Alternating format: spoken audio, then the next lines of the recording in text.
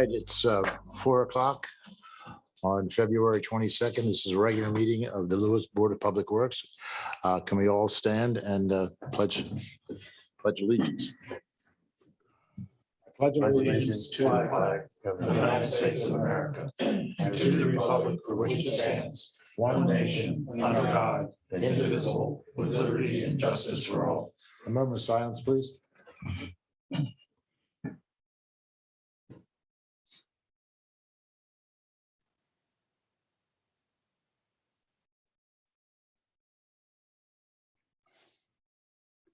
Thank you.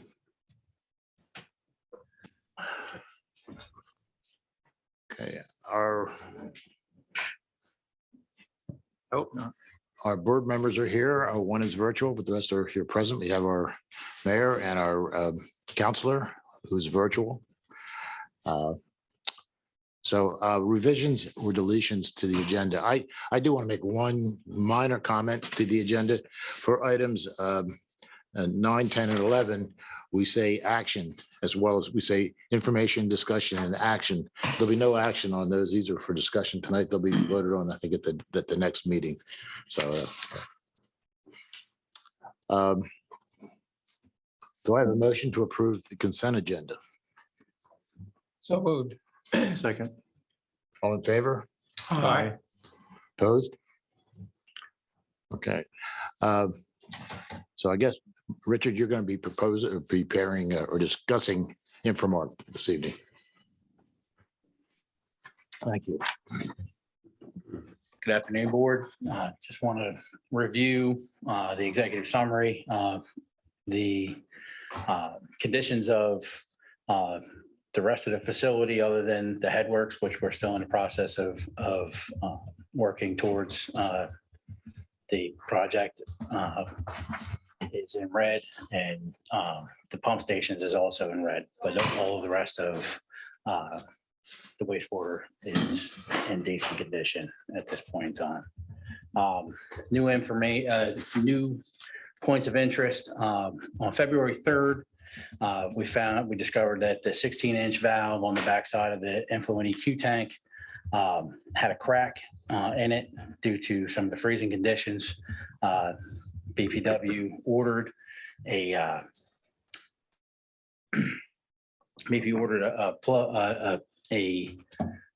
Flange, yeah. And it was installed on February 10th, restoring normal operation of. So the valve was just taken off. We Correct. We wasn't removed the really needed. valve, It's never been used. which was not not in a useful condition, and replace it with a blind flange to Good. secure the tank. The filters, the train 4 UF had been completed, and the cassette was reinstalled in December, on December 28th, 2021. Upon the completion, there were several attempts to start up train 4, which wound up failing due to high turbidity, which is typically caused by air trapped in that unit because of the excessive number of times that had occurred.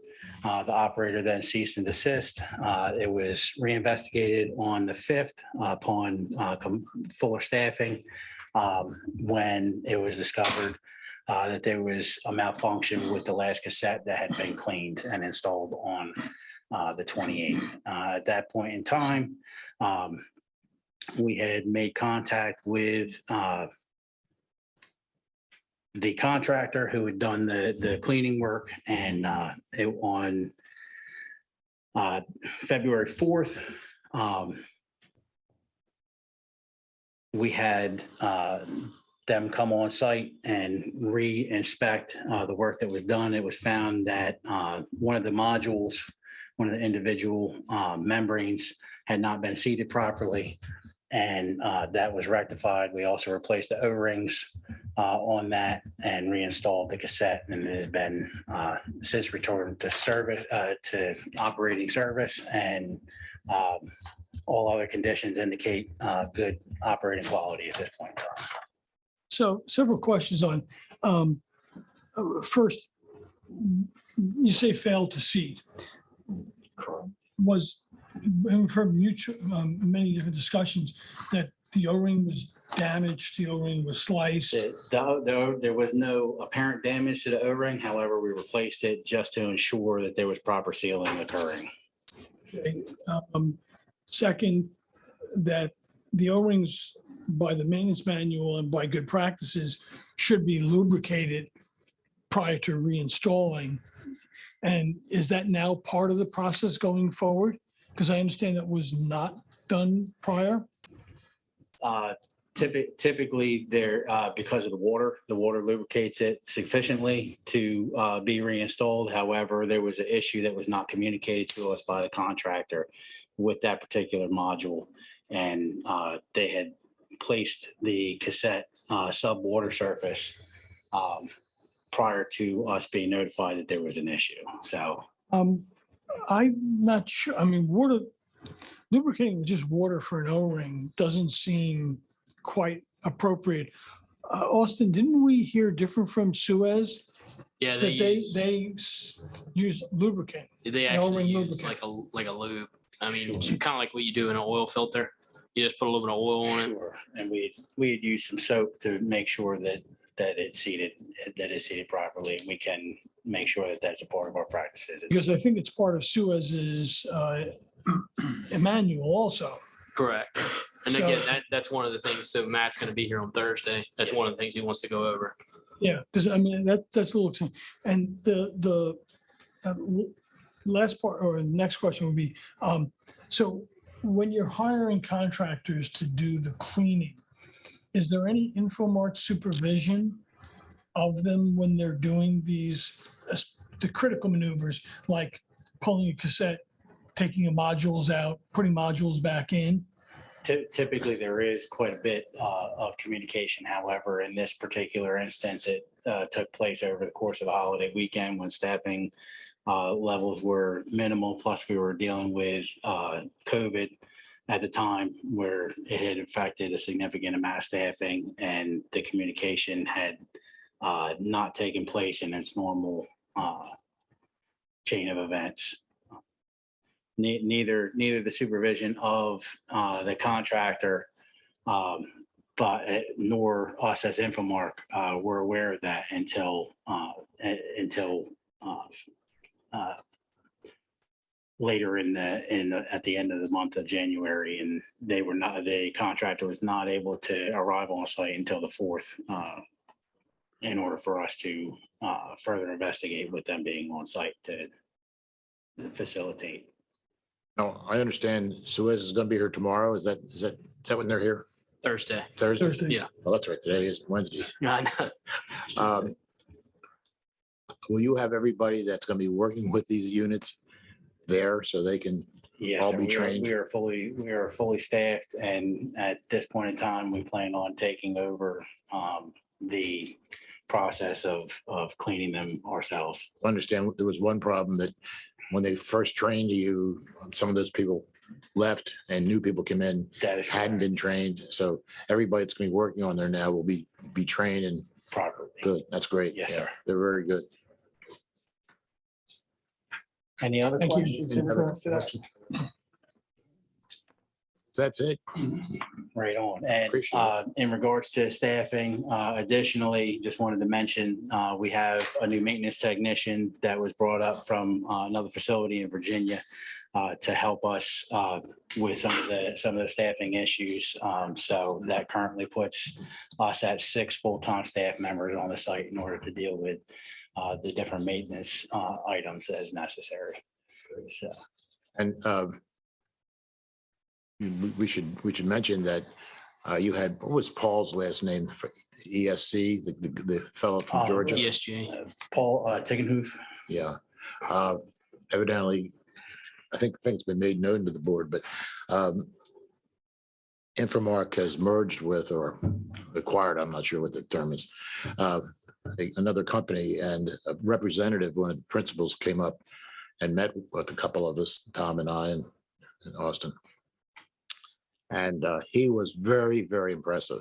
I mean, he was hands-on. He knew the technical things. He knew how to turn the wrench and he do whatever needed to be done to get things done He wasn't just an officer that sat back and directed people. So, Absolutely. so if hopefully he can get involved, his people can get involved with this plant and particularly the maintenance scheduling. He had created his own maintenance scheduling program that was very sophisticated, very in-depth about every piece of equipment that needed maintenance. So if we could get that here, that would which would help you more than anybody, I guess. Absolutely. We've already been in communication with the current manager down in Georgia, who's overseeing 6 different membrane sites. And we have been coordinating some of the maintenance that they perform in order to help better train our staffing as well. And hopefully there'll be some combined efforts in being able to help maintain this site more efficiently. That would give us a much higher level of confidence about some of the things we've had in the past. Sure. So, and help you more than anybody. Yes. So I was just gonna say, to add to that, on the pump stations, we had the ARV installed by Sprigg at 4. I don't know if that was last month or not. The revised quotes coming for pump station 3 for the pumps. I know we had the one from Hills, which was a Correct. similar direct replacement. Correct. Any update for the other ones? No, I reached out again, have not heard back with any solid information, and we're still in the process of getting some additional information. We may have sourced some additional parts to get us through until a more permanent decision can be made as far as how direction to go with that station. And then you also, you have the stuff from Bel Air too for the valves, but that's in Correct. coordination with Sprigg as well. Correct. At this time. At this point in time, yes. And I'm sorry, just to go back on train 4, one more issue. How, from watching them go in and out, how could the module be installed, not fully seated, and it still be locked? So I'm it a was little not, it was not locked. It was not It was locked. not locked. Oh, That was dangerous. We're lucky the Absolutely. filters weren't contaminated. Absolutely. Yeah. So fortunately, we stopped early as far as the startup process, because as I said earlier, typically high turbidity is a false indicator when a train is being started up. But due to diligent observation, we stopped and made sure to investigate further before any damage could be occurred.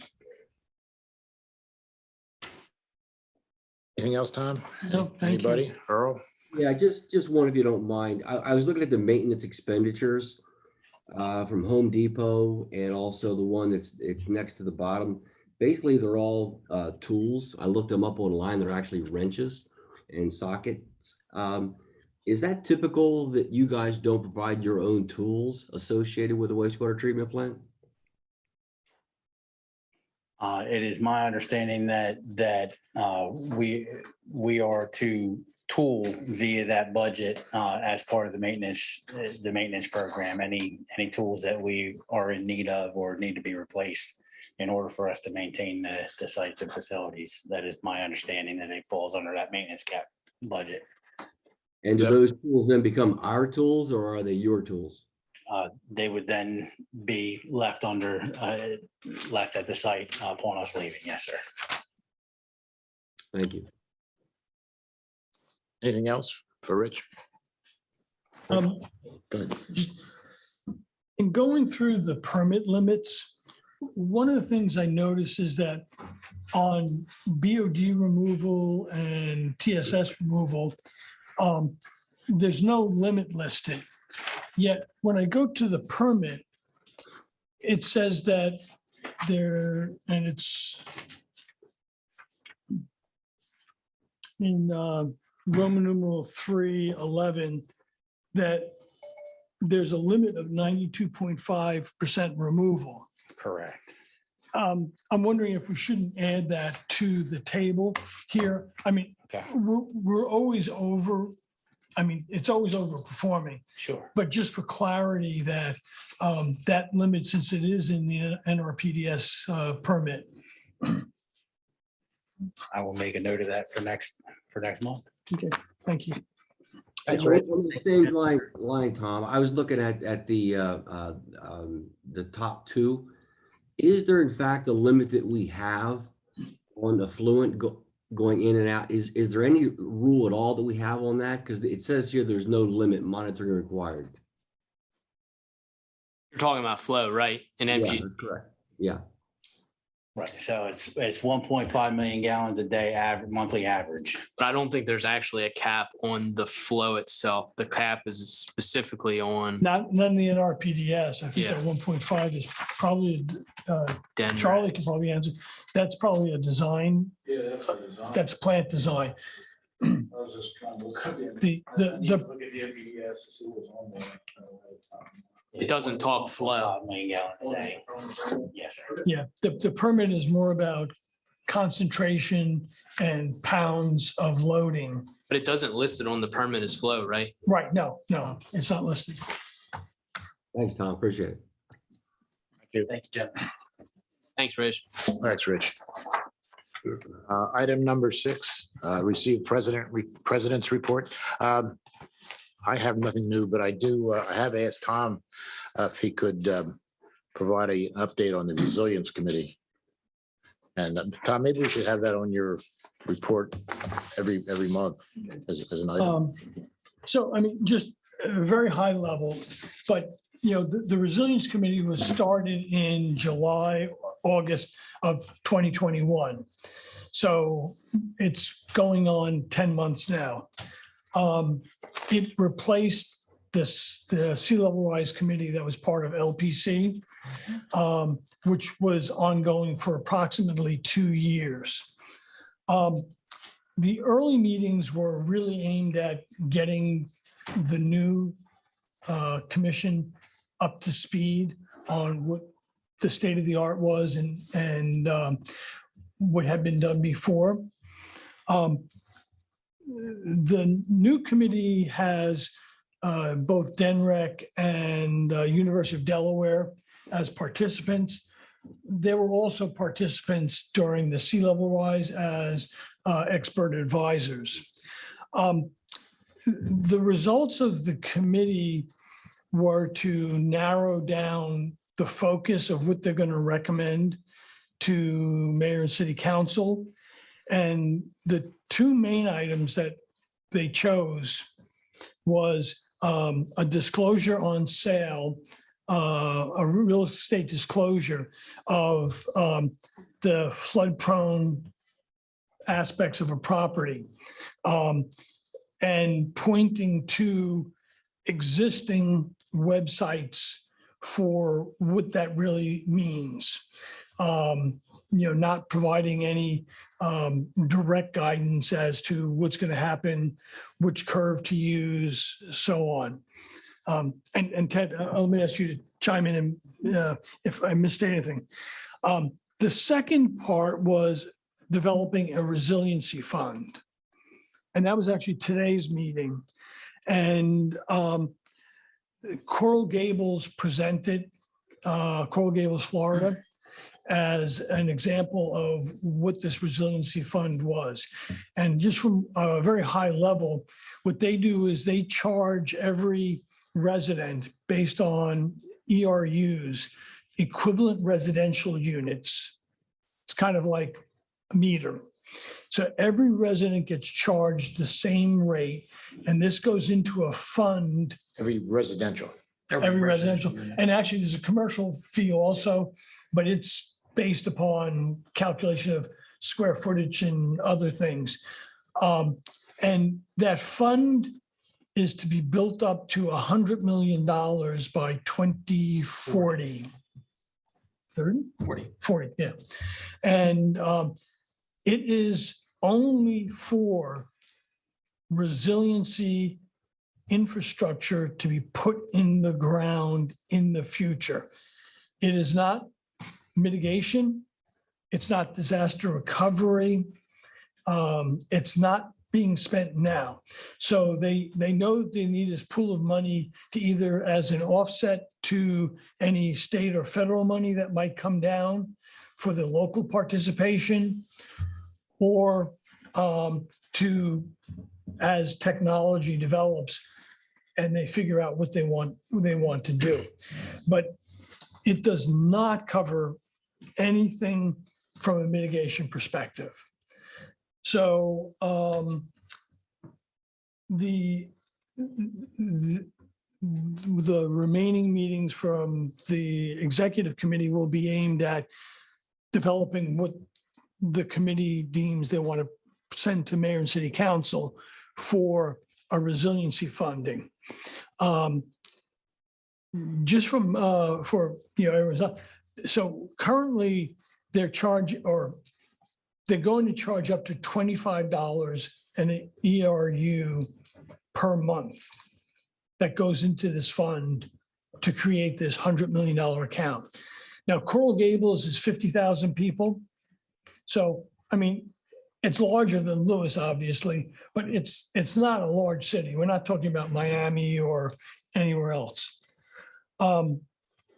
This is just at Coral Gables? This is just Yeah. Coral Gables. Okay. However, the one thing that was very, very interesting is Coral Gables is part of the Southern Florida. 4 counties. Yeah, it's 4 counties. Boward, Dade, and those 4 counties are all Palm working. Beach and Monroe are the other 2, I think. Thank you. Yeah. And are all working together to put together a forecast for sea level rise, precipitation, and heat, because they have a real heat index issue down there. And they are leveraging the 4 counties, that they're part of or surrounded by to do that. So their plans are taking into account sea level rise and precipitation increases in the future. But the other cities in the county all in this participation or? Yes, Miami is. So the $25 per? No, not that. Only the town of Coral Gables for That's $25. Yeah, Miami, they all have separate plans. They're all Okay. part of this got larger it. consortium though. So my concern that I've expressed at the executive committee on the behest of BPW is this has come down to what I view as a property rights issue versus a city resiliency issue. In that the reason why many of the topics were taken off was because it would affect individual properties. And yet the cost of a resiliency fund is going to be borne by every ratepayer and taxpayer in the city, regardless. So it's left to be seen where this is going to go. But we have 2 or 3 meetings left. 3 meetings left. Before these things get sent to city council. I thought it was interesting, but not surprising. They had no idea what the solution is No. going to be. Well, None. and because Coral Gables, Yeah. one of the things they point out is, they're very different than we are or many other places. That they sit on a bed of porous limestone. Right. So you could put up a 50-foot seawall and it would not affect the flooding that Southern Florida sees. Right. So And I would also add, they're a municipality where it's a combined utility and municipality. Absolutely. that's true. And so that is a little bit more complex, a little bit different for us. So some of the 2 other points I'll make, and then is that what I found very interesting is that 50% of Coral Gables is still on septic. And Really surprised me.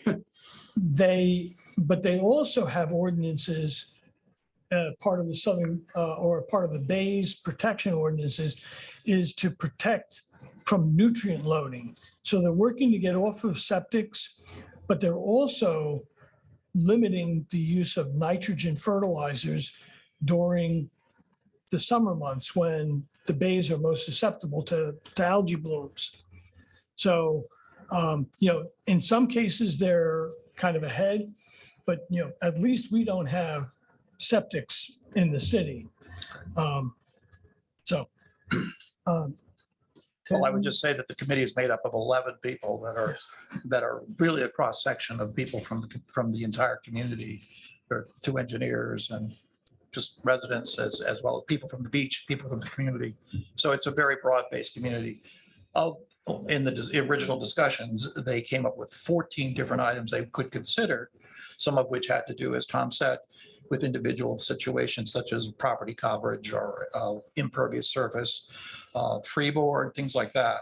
And they distilled it down by a vote system to the 2 topics that Tom mentioned, a disclosure form and now a discussion about creating a resiliency fund, both of which will eventually come to City Council for consideration.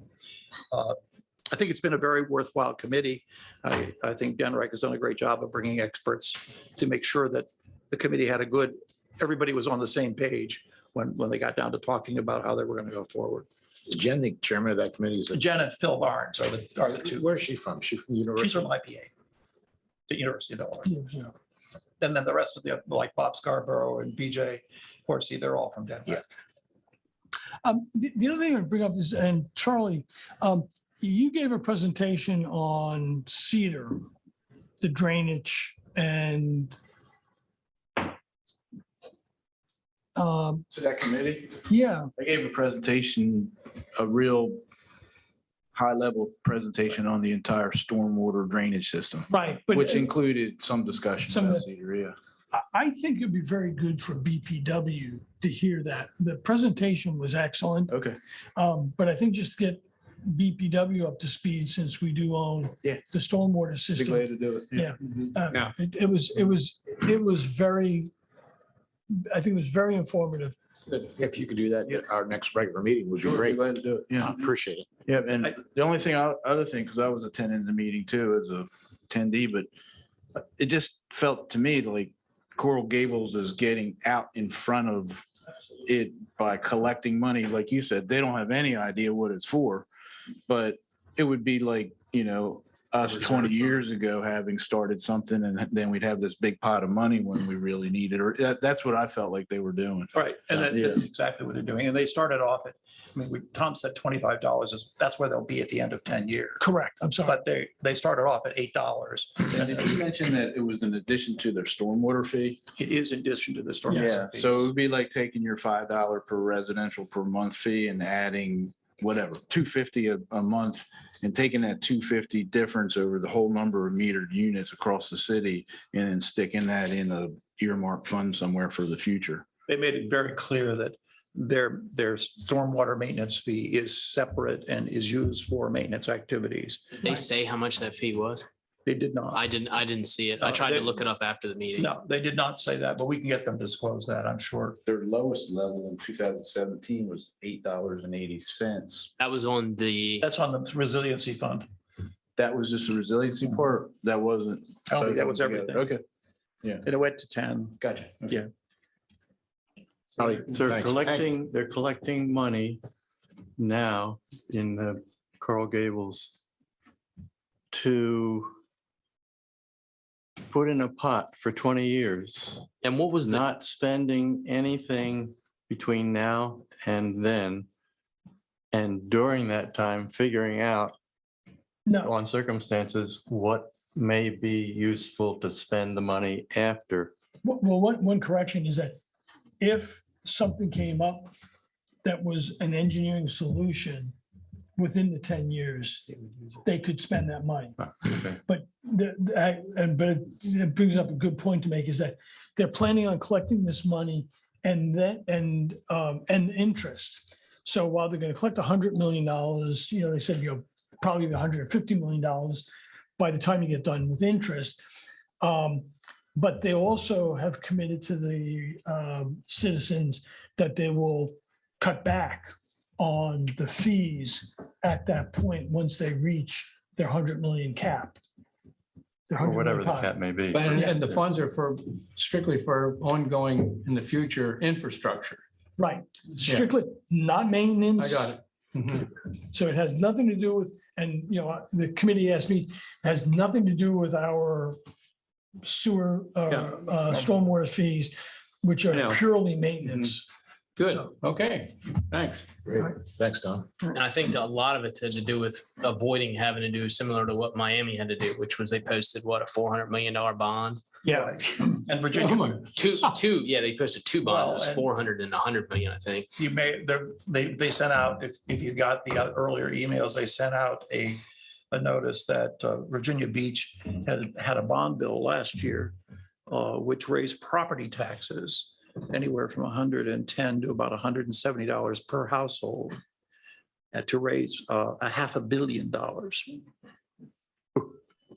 They did say that today, that the 100 million was nearly. No, they Oh. recognize that, but there are other, and as Jen mentioned, go to Boston and look at what they've done, and go to lots of different places, you know, and next week, or in 2 weeks, we'll have a presentation from Bethany, which will be a much smaller, they have a resiliency fund.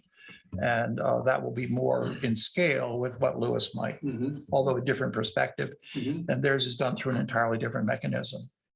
And my understanding is the Bethany is also about disaster recovery. Exactly. Right. So it's a different scope. It'll be interesting. Different. You know, I think one of the discussions that Jim Baker brought up was, you know, is this, are we looking reactive or proactive? And I think where Marta was she'd like to see some fund like this have some combination of a response, so you could react to something, but you could also be looking prospectively at how do you deal going forward. Okay. That was very interesting. Thanks, Don. Appreciate it. We're at item 7, general manager's report. So obviously February is a shorter month. Construction continues on Pilot Town Road, putting services in. They've slowed up a bit, so we're keeping an eye on that just for planning purposes as we near closer and closer to May 1 as being kind of like the non-calendar end date per se for construction in Lewes and around Lewes. We also had a water main break off of Cape Penelope Drive up by the second entrance of Cape Shores, which our water department took care of. And then we also had a dive team out to inspect the 12-inch water main that we had some issues with about 2 years ago after the Del Dot work at the bridge. So we're going through that to analyze it, and we had GMB on site for that. The work on the 16 homes, the sewer force main work down Savannah Road, that has all been complete, at least from AccuTrench's side. I believe Harry was finishing up if he's not finished already. So the sewer work's already done. The water work is already done, and the conversations with the city on the annexation, pre-annexation or waiver piece continue. On the meetings, lots of meetings. Tom, Scott Lynch and myself and Robin had his first meeting with Sergeant Lundy to go over some of the bids to kind of get a better understanding of where we stand currently. Tom, anything you want to add? Yeah, it's kind of a loaded question. Well, It's a lot. actually, first, I want to give real kudos to Yeah. Scott Lynch. He has been a phenomenal keystone in everything. Provided some great analysis on the competitiveness of the bids. It looks like we should be able to narrow them down, but I'm not sure what the next step is. And we're continuing to work through that to figure out, you know, which path we're going to go, discussions with the board, obviously to bring them up to date, but just know that there's a lot to digest and we're trying to make it a lot easier for everybody to kind of comprehend what's being proposed. Yeah, I mean, just so I don't leave it hang. The issue is that we have apples, we have kumquats, we have peaches, and we have a leg of lamb.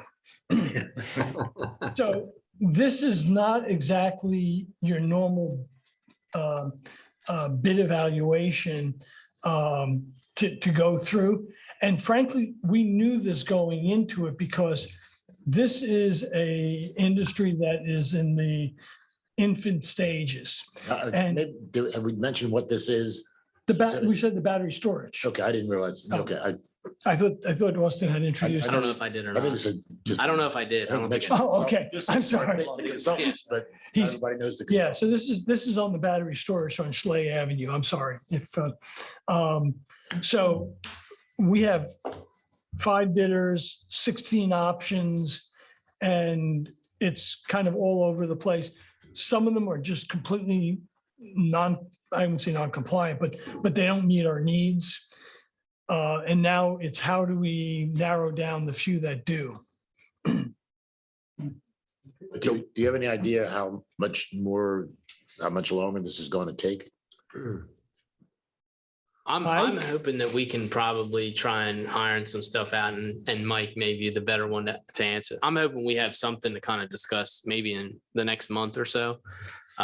We just had a meeting with Scott last Friday and that kind of, peeled back the layers of the onion for us. And so it was a lot to digest and I think we're still working through that. But Mike, any comment from your end?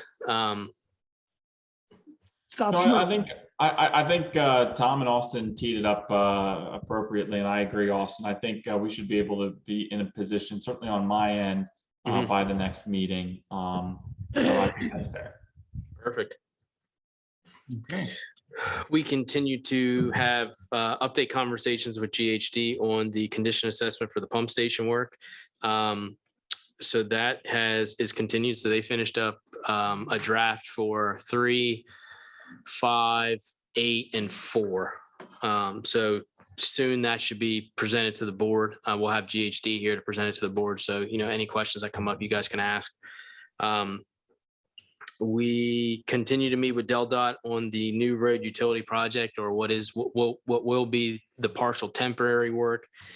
So that's still, we had the comments back from DelDOT, so those are being addressed by ourselves, GMB Solutions, which is through Tower Hill.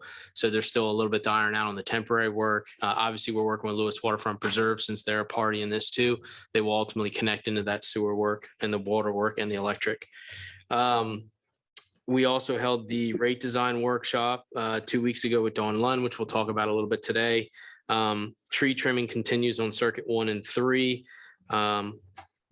We basically met about the budget with everybody. And then the last thing is we have the AMI visit scheduled with Tom, myself, Robin, Kim, and Earl, and Scott Lynch for March 11th. So that'll give us a little bit of insight from Seaford. That's who we're going to visit with. So that'll be before our next meeting. So Yeah. So we'll be able to we'll have provide. that for the budget, the information. Yep, we'll have a better idea Okay. what that looks like coming into the budget approval. Great. And then Josh, do you have anything for IT? Sharon, do you have anything for?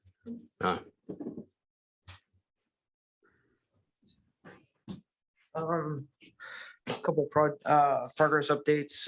The wastewater treatment plant Headworks Hills is still awaiting parts. They said maybe March. Unfortunately, there's no definitive answer on how long this is really going to take. Over at the wastewater plant, we also had the HMI, the touch panel on top of the digester, was starting to fail. We found a possible hand-me-down that was on the shelf.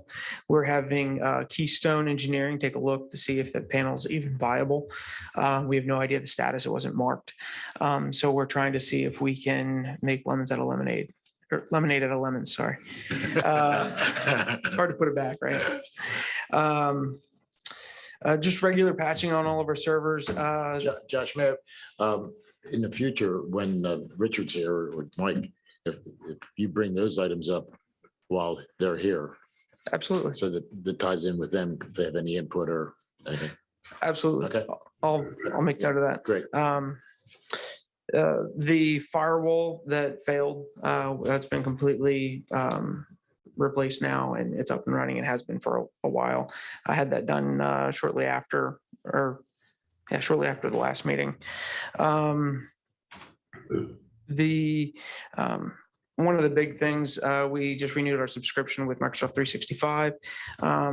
It's in the budget, and Kim always frowns at me when I come up to her with all my subscriptions. Unfortunately, we're this time of year is our big renewal period. So between now and just after April, we'll start seeing more and more of our renewals. I do try and cost out the subscription services for multiple years to try and get discounts.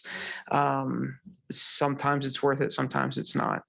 And then the last main thing I have is I got some plans over from GMB. Thank you, Charlie and Josh. Sent over some plans from Showfield, and I was out field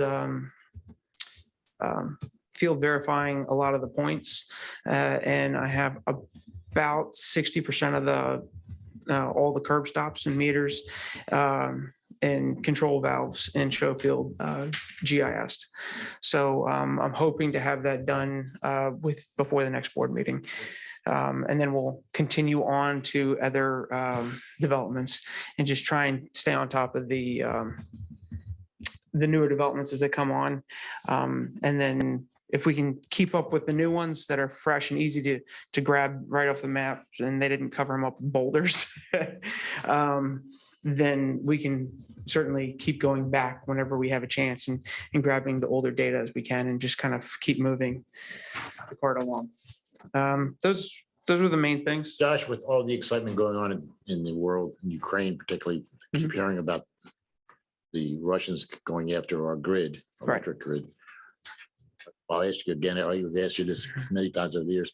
How secure are we? I mean, this is, and I've heard too that they will go in through smaller organizations to get into the bigger organizations. So we fit that too. We certainly do. And a lot of the different ISAC communities have let out a lot of information regarding these notifications of what's going on. I get the notifications all the time about what's coming down the pipe from everything that we know about. We certainly keep all of our firewalls current. They're automatically updated in real time. So a lot of our providers, so we have companies that are dedicated to helping us keep these rules and firewalls active and patched. I'm doing an internal, making sure that all of our internal servers and components are patched all the way down to the printers, from servers to printers. It doesn't matter. I know everything and anything in between is could be a vulnerability.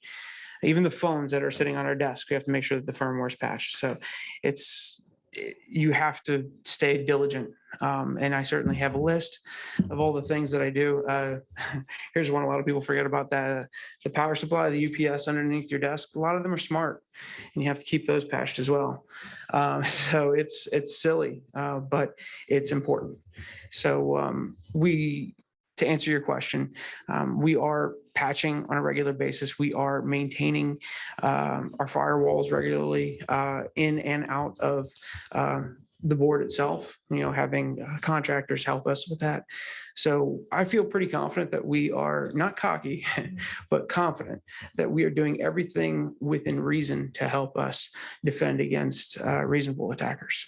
So just to follow up on Press's one, just to revalidate, is it still true we have no external internet control devices in the water or sewer or electrical system? Well, I know the electrical system because we don't have a SCADA system on electric, which is the beauty of not having AMI and having all that complexity. On the water system and on the wastewater, which would be the two SCADA systems, I believe they are both separated. They are, yes, both of the SCADAs are segregated from the primary networks that they are in-house with. There is internet connectivity to them to make sure that the manufacturers can patch as needed. Again, it's all through VPNs that are changed very frequently. And that could be a source. I'd lie to you if I said it wasn't. It certainly is an option, but it's something that if you expect it, you always pay attention to it. So if it's a busy neighborhood, you wouldn't leave your door unlocked at night. So we're constantly watching the front door. So this is more about Suez's contact into the SCADA system Through to Insight. control the programming through Insight, Correct. through programming. Because to the best of my knowledge, there's no valving or anything else we have that has control These over the are internet. these are information-based systems. Okay, so it's the information. So it's not like someone's going to close a 40-inch valve on us. I hope not. We don't have any 40 We don't have any valves. 40 valves. I don't, no, I don't believe at this time, to my knowledge, that I can answer that and say, yes, we do. But I say today, I feel very confident that there's no reasonable, more than information gathering, which is That's been my still, understanding all along. So in my opinion, information gathering is half of what they're trying to do.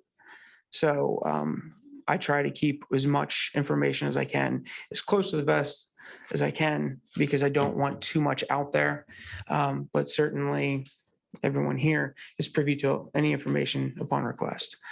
All right, thank you. Thank you, sir. I can ask a question. Yes, sir. You said you're doing the GIS system for the show field. Are you looking prospectively? Will you be doing GIS for those areas that we anticipate annexing, such as Tower Hill? I am working as No, one I'm not, man, I'm not but asking you yes, now, but yes, is it eventually. your anticipation to do it? Correct. Anything that we serve or we would serve any information that I can gather. I do, very quickly, I do also work with other utilities such as Chesapeake. They have been in the past willing to information share, and I do collect and gather as much information as I can. So that way, if our guys are out digging, and somebody did forget to mark something, we might say, be careful. Okay. You're running off the as-built, so you're basically just confirming what's on the as-built. Correct. So once Tower Hill is theoretically done. and we That get was the my as-built, question, yeah. I mean, we're looking to annex them eventually, and, once they're built out. And so the question is, save yourself some time going forward, do it now, if you can do it. Absolutely. And I mean, I'm not picking on a development, but Cape Shores has been around for a while, and they've done they have really nice landscaping, but a lot of that landscaping tends to cover our assets. And That's true in every we're neighborhood. trying to get it. That's the one I struggle with the most. Okay, I get it. Yes, Charlie.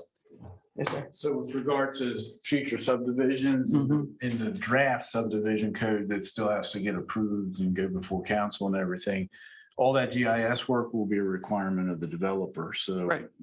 All the Perfect. information will be Okay. there for you when you Great. get that. That'll make his job easier. I think so. Yes, and I have, worked with a lot of you guys, and you guys do provide some GIS data, so Yeah. that information, I don't, go out and collect every single asset. I'll go out and I'll hit a couple of points here and there just to verify that everything aligns. Aside from that, which is substantially faster. Yeah. Thank Any you. other questions? Good report. Thank you. Thanks, Josh. Any more? Austin? No, I think Sharon doesn't have anything. Right. Okay. All right, thank you. Earl, I should probably do you have anything to report on the financial committee that you want update us with, or are you still working on that? We are still working on that. We've got 2 people I know that we will submit as names, and we've got another 2 that we're looking at. Richard and I will hopefully connect either today or tomorrow, and round that out and send it out to everybody. Great, appreciate it. Yep. Okay, on to new business. Item 8, open forum, general discussion of Christine Jones, Lewes Brewing Company, on impact fees. Christine? Neither one of you can come up. This is what it says here. Fine. Kristen Jones. I think you guys got copies of emails and, oh, thank you. That hits It's a me every time. directional. It gives me every time. Anyway, emails that I had sent out probably about a year ago, trying to find out what the impact fees were. Being new to Lewes Public Works, I wasn't aware that there was anything posted on the website. So I just reached out to Austin Direct to find out, what our impact fees would be. And it wasn't until a recent email talking about trying to get the Smiths annexed into the city and also getting them onto Lewes Public Works with the sewer, that I found out that the fee was actually higher, and it was never brought to our attention. So I always thought the fees were, I think, what, $24.50? $25.40. Okay. So anyway, just bringing that to your attention, I realize we're paying for the infrastructure, to get it down the road, get it underneath the Savannah Road to us. And then there's also been some bills that we got recently for the engineers, your attorneys, and these are all fees that we were never aware of that we were going to get, billed for. So, These are all costs that come to us. We have to pass on to you because we're not going to finance it, obviously. right. First of all, we're excited about your brewery. Thank We're you. I really, appreciate I think that. it's going to be a really neat thing for Lewis. Yeah. I think it's great. Of course, the impact fees are to cover the cost of taking this particular impact fee is for all the facilities that you use to get to our treatment plant, Mhm. including the treatment plant. And the more flow you have and the higher the strength of it impacts our whole system. So And that's the thing. So, the impact fee are based on, as you know, equivalent, units, residential units, they're equivalent to that, which is the basis that we use it for. And so obviously a brewery would have a lot more impact on our system than, say, your home if it's in a town. right. So that's how it's made, it's put together. So, and not knowing exactly what you were doing or what the flows were going to be, or we still really don't know. We didn't calculate, we couldn't calculate what the impact fee. Maybe we should have said that more clearly up front, but that's what it's all about. So you're just paying your fair share of what you take up in our facilities as it passes through them Right. it's treated. So as I mentioned, that wasn't discussed. Yeah. I thought it was just a flat fee based on what Austin had told me, and not realizing it was based on flow. And again, nothing was ever discussed or brought to our attention until I actually saw a recent email. So. Sorry, that wasn't clear, but that's the thing. And I recognize and I apologize for Yeah. that. Mhm. But that's the way we price it. And Okay. if we didn't do that, then other ratepayers would be paying for part of your infrastructure Mhm. that you're taking up. So that wouldn't be But fair. we're paying for the That would be fair. infrastructure to get it there. Yeah, but But then you mentioned about the whole infrastructure coming up the road and everything else and Mhm. going elsewhere. Mhm. What, talk about that. There's only two properties that are actually going to take advantage of this sewer system. It would be the Joneses with the Lewis Brewing Company and also the Auto Gallery at that time, which would be the parcel across the street, which again is calculated also today's usage off 3 EDUs. There's two parcels, a smaller parcel and then a larger parcel. I believe back in April, you had made a presentation for cost sharing of the force main from the Auto Gallery to the manhole, in which the BPW agreed to do. And that was a 50% cost share. And that's basically us holding that until the Auto Gallery were to connect when that time comes, whether it be tomorrow or whether it be a year down the road. So that part of that, the board is actually, we're taking that cost and we're paying 50% of that force main, just that piece. We're holding that Correct. and we're Right. banking it basically. We could have required, I've done this in the past on projects Mhm. where that the first person in pays the whole thing Mhm. and then gets reimbursed as other people tie in. Right. We're not doing that to you. We're going to bank that and then collect from them when they tie in. We're going Right. to charge them a little interest for the time until they tie in, but hopefully we'll get reimbursed and be made whole in the end, but we're not dumping it on you to pay Right. and being reimbursed from them. We're Right. going to cover that.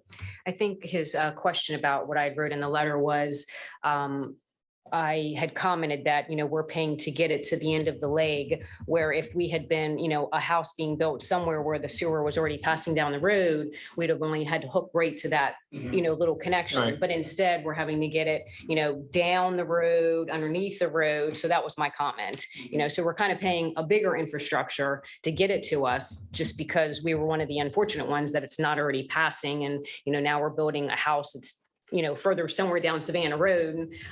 So that was my comment in the letter. But they're the only two that are for this This piece of main that force comes main, down. it's actually leaves the Lewes Brewing Company property, goes across the street, in theory, that's how it's gonna go, Mhm. across the street, and then it's gonna turn, go down past Hauling Cove, and then it's Mhm. gonna basically 45 into the manhole, right, Charlie?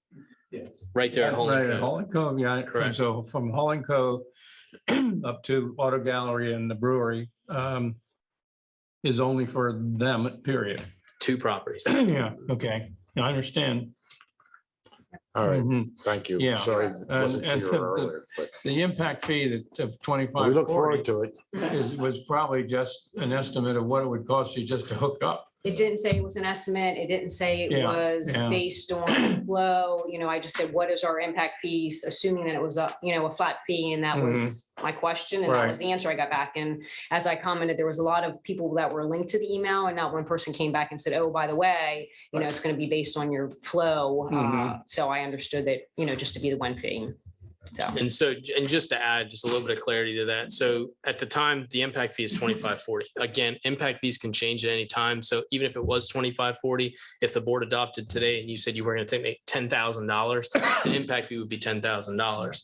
In terms of not talking with an EDU, the EDUs come into a flow based and also strength based, how you were talking. Mhm. When it comes to that, you have to know exactly what's being built. For example, if you say, we'll use nano brewery. I believe it was started out as a nano brewery, and then see, I can always remember, Charlie, and It's you, always been a microbrewery. I had nano as well. Somebody said that at some point. in one of Yeah.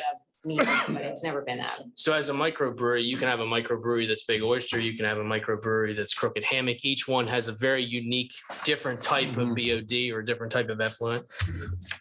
In this case, I believe the flow discussions happened in February. I think like February or beginning of February. That was to understand how actually it was how they were going to brew, how many barrels they were going to do, how much they were going to waste, how much water consumption they were going to use. And so that's when the discussion of flows actually started. And then obviously it had to go through preliminary approval through the city for site plan, and they had to create a new annexation zone because this was a brewery. So there's a lot that happened in between there. So just adding a little bit of clarity. I'm not saying on the communication side, I can fix that. That's on my end. And just to clarify what we're talking about, because I think it is important as you have this discussion, the impact fee is the impact fee. And the impact fees can be changed by the board, but there's the impact fee and then there's the assessment of the impact fee. The assessment of the impact fee is going to depend on the EDU. And that is what Austin is talking about. So you have the fee, and then it's assessed based on the EDU. Separate from all of that is the infrastructure to get to the unit. And the board's policy, as Press had mentioned, is that whoever needs the infrastructure is responsible for covering the cost of that infrastructure, in addition to the impact fee, which relates to the whole system. To alleviate the burden, the board has entertained these utility districts, where as Press explained, the board will bank the cost of the infrastructure and split it pro rata, which is what the board did here. But when we're talking about the fee changing or anything, the fee hasn't changed. The fee is the fee, and it's assessed based on your EDU. Hi, David Jones, Lewes Brewing. So totally get what you're saying about all that, but the specific question was asked about the impact fees. And when I think it was brought back up somewhere in an email, my wife caught it in the correspondence, that the whole thing is just the communication. As soon as somebody found out, we should have been notified. We're counting all our pennies. We're not some big conglomerate corporation putting in this, and every penny's counted for. So to have hidden costs come at us, it's it hits us at the knees, and that's the thing.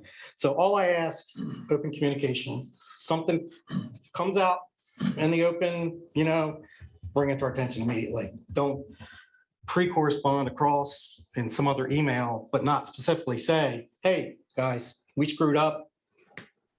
You're 3 times the amount, but you were, that's all we're asking. It kind of puts a bad taste in our mouth, and we don't want that because we love you guys, Well, So we want to do something really good for this town, and, we want to make that ugly property into something really nice, and people enjoy it. That's the key. So just We're all in favor of that. just So please. you apologize. So follow-up question then. Are you going to be brewing a brown ale? Yes, sir. Okay. In that case, you're good to go. You just let me know what you like. So we'll make sure it's on the agenda. So that's all we're asking. It's just open communication. Okay? We'll make that happen. Thank you. Thank you.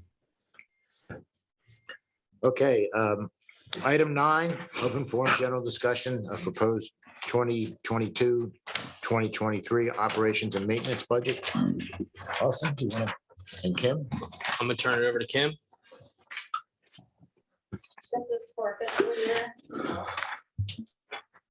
This is for fiscal year 2023, which is April 2022 through March 2023.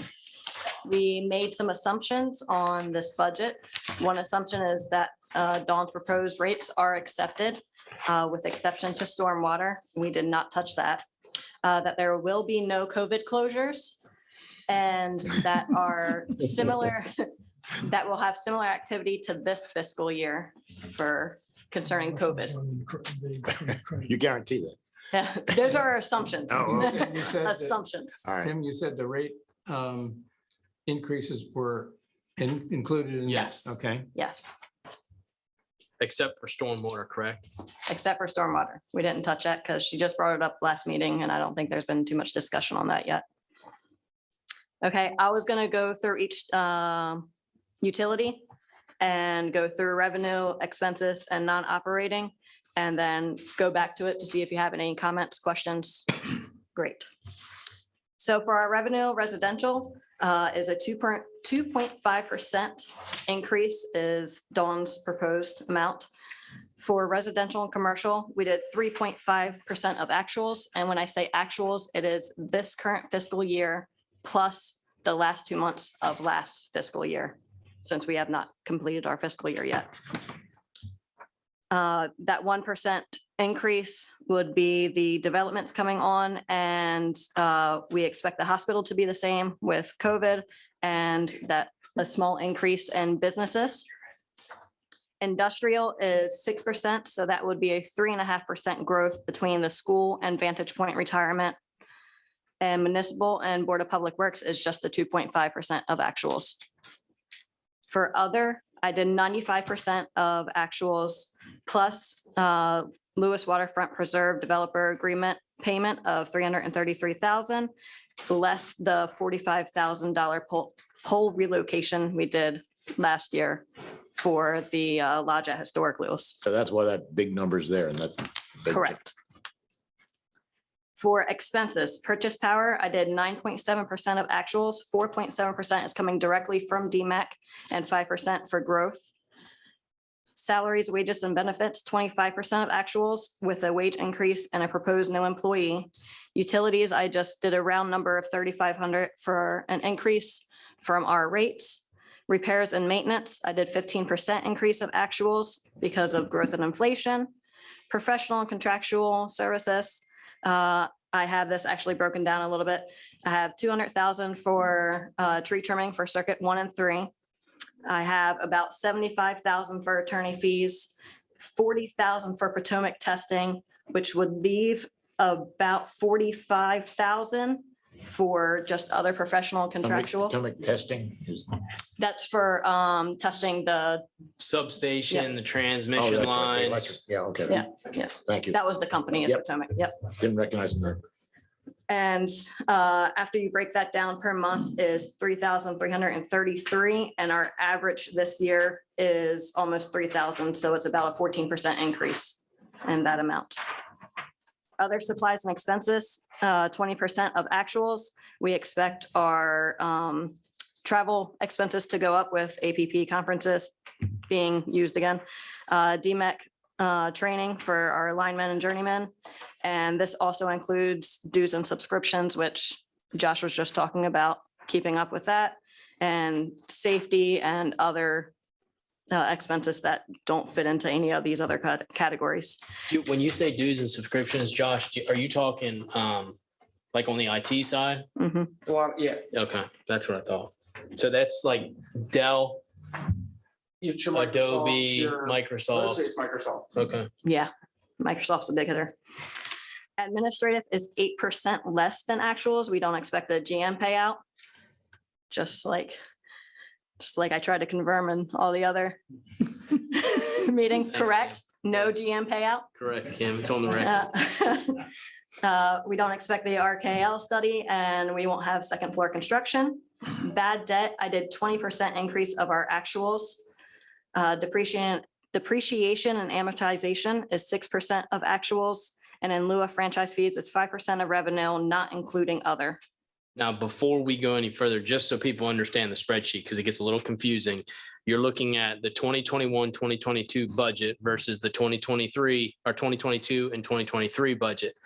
Next month, we can try and throw actuals in there. The problem is that we had to take assumption from the last 2 months of actual. So when you're looking at this sheet and you see a variance, it doesn't necessarily correlate with what's on the actuals. So just as FYI. The non-operating, we did 10% less of actuals for interest income. We're not really sure where the market's going to be. And impact fees, we did half of Lewes Waterfront Preserve, which is 45 units, and Vantage Point Retirement, which is 108 units. And that impact fee is $13.50. And that is also just to go with, and Mike would appreciate this again, that is off of current impact fees. If impact fees change, that number obviously changes as well. Okay, any insight on electric? The only thing that I would throw out is obviously actuals matter a lot, and looking at them next time will be important.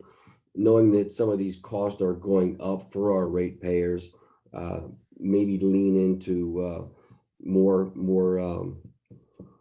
bad debt as an example would be something to consider as well. But I'm sure you guys will take all that into consideration. Yeah, just for this spreadsheet, we put in the 2021 and 22 budget compared to 22, 23.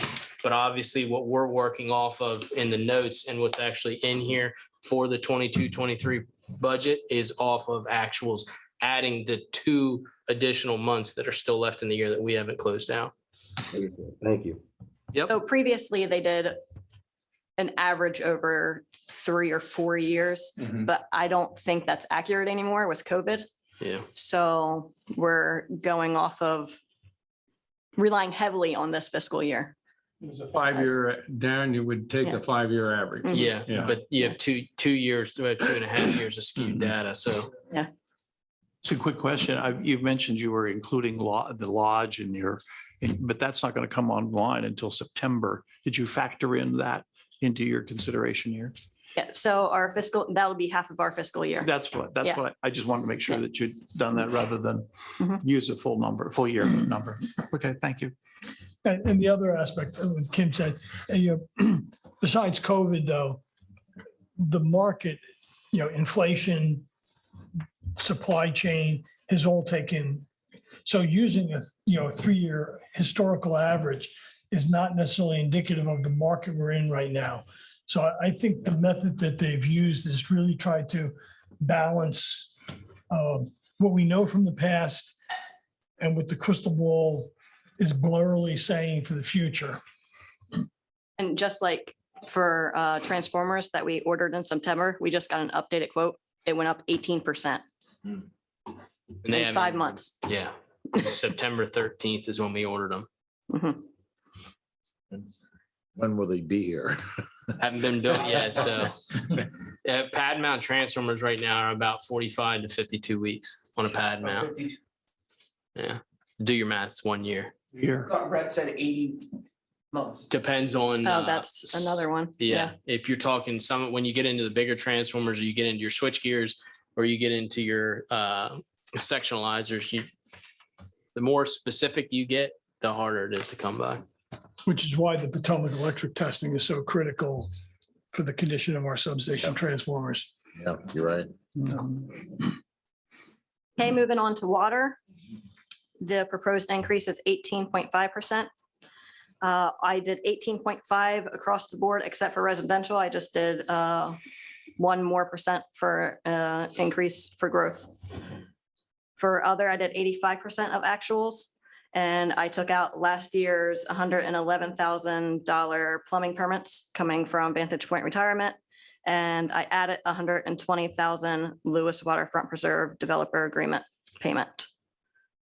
For expenses, salaries, wages, and benefits, I did 18% of actuals for wage increase and a new employee.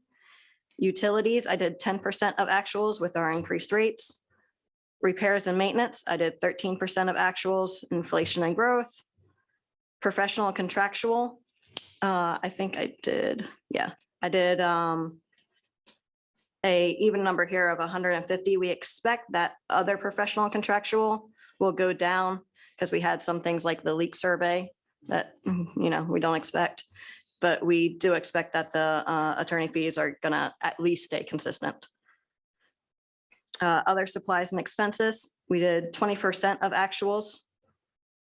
We did a 4% decrease of actuals for administrative. And again, that's the GM payout, RKL study, the second floor construction. Bad debt, we are doing double of actuals right now and with only 2 months left. And actuals are very, very low. Yeah, yeah. Looking at it here. We have, We probably won't have any. Right. Because of our funding with ARPA, you won't have it. Right. So you could probably even take that number out, any increase you put in there. Because one of the items that the city has decided to use ARPA funds for was to help out those that they may be okay. in like 90-day arrears. depreciation, we did 6% of actuals. And in lieu of franchise fees is the 5% of revenue, not including other. For non-operating interest income, we did a 10% decrease of actuals, which is all across the board for interest income. Interest expense is our interest portion of our loan payments for Highland Acres and Jones Farm. Our impact fees is 50% of Tower Hill, which is 147 units. 50% of Lewes Waterfront Preserve, which is the 45, and 108 units for Vantage Point Retirement at our impact fees of 2,600 right now. And grant revenue, I did 15,000 for the water study and asset management. Any input, questions?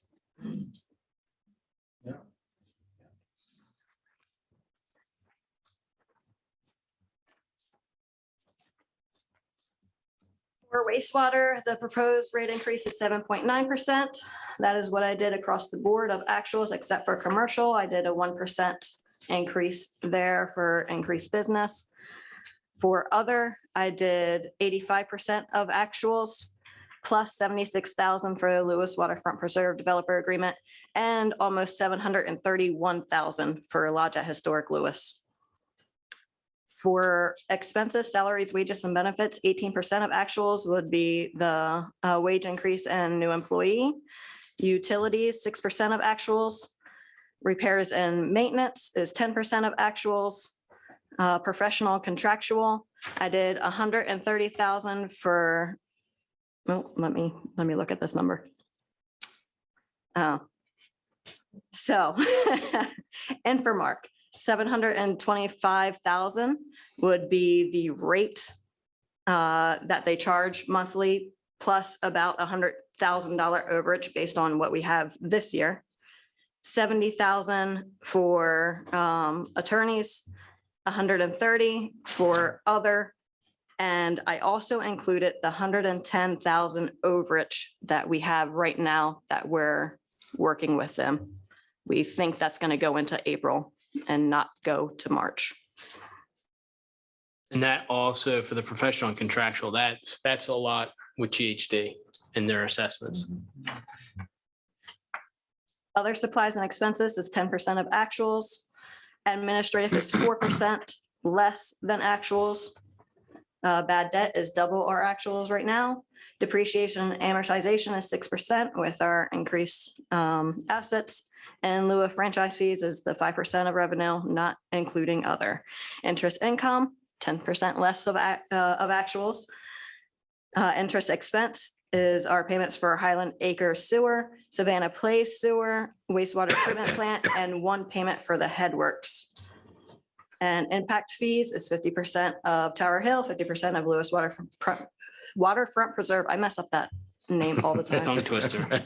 And a Vantage Point Retirement, and that is impact fees of $14.90 and $25.40. Anything? Hey, stormwater.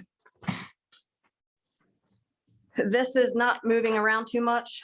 I just did a 1% increase for residential. I'm using last fiscal year's actuals for commercial and industrial because we are off on our current budget. And the actuals of this fiscal year for municipal and Board of Public Works. And for other, I did 60% of actuals were right around 10,000.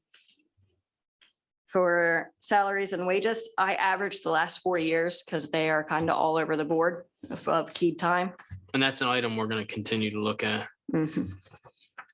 Repairs and maintenance, 3,000 is the average over the last 2 years. So I increased that by 1,000. Professional and contractual, I did 22,000. There are a few things that actually are stormwater, but most of it is distributed from administrative or from attorney fees, which we have 14,000 hitting for attorney fees for distribution just this year. Other supplies and expenses, 10% increase of actuals. Administrative, 2% less of actuals. Our bad debt is double what we have right now. 18% of actuals for depreciation. I went a little higher on this one because we are getting the new lining and our assets are so low with stormwater that it's going to impact it more. In lieu of franchise fees, 5% of revenue, and interest income is 10% less of actuals.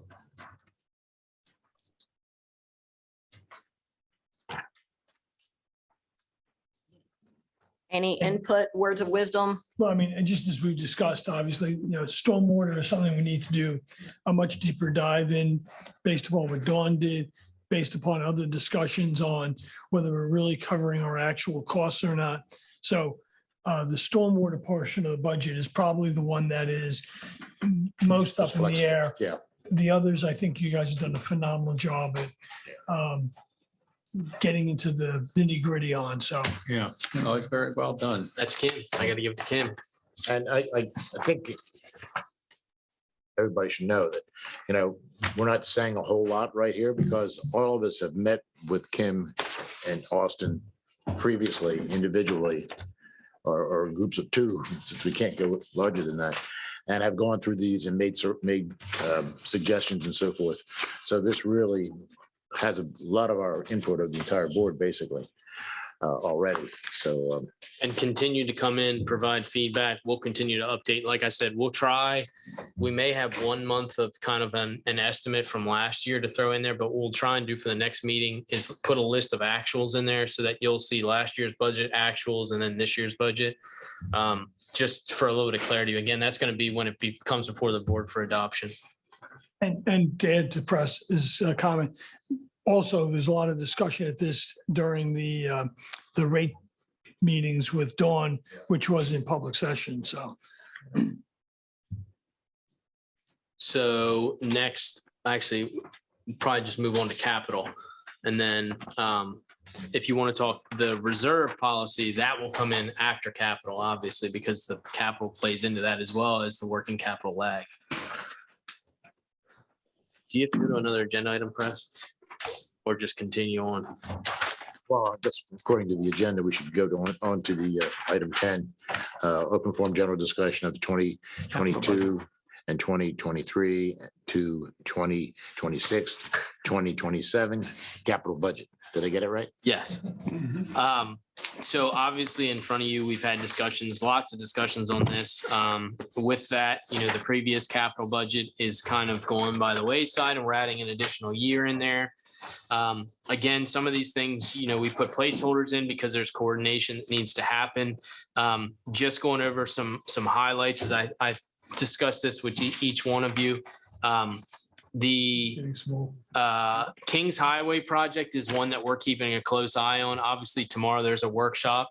What we're trying to do is coordinate, obviously, with DelDOT. Originally, I think we had all thought that that was going to be a later project that seems to be moving quicker and quicker.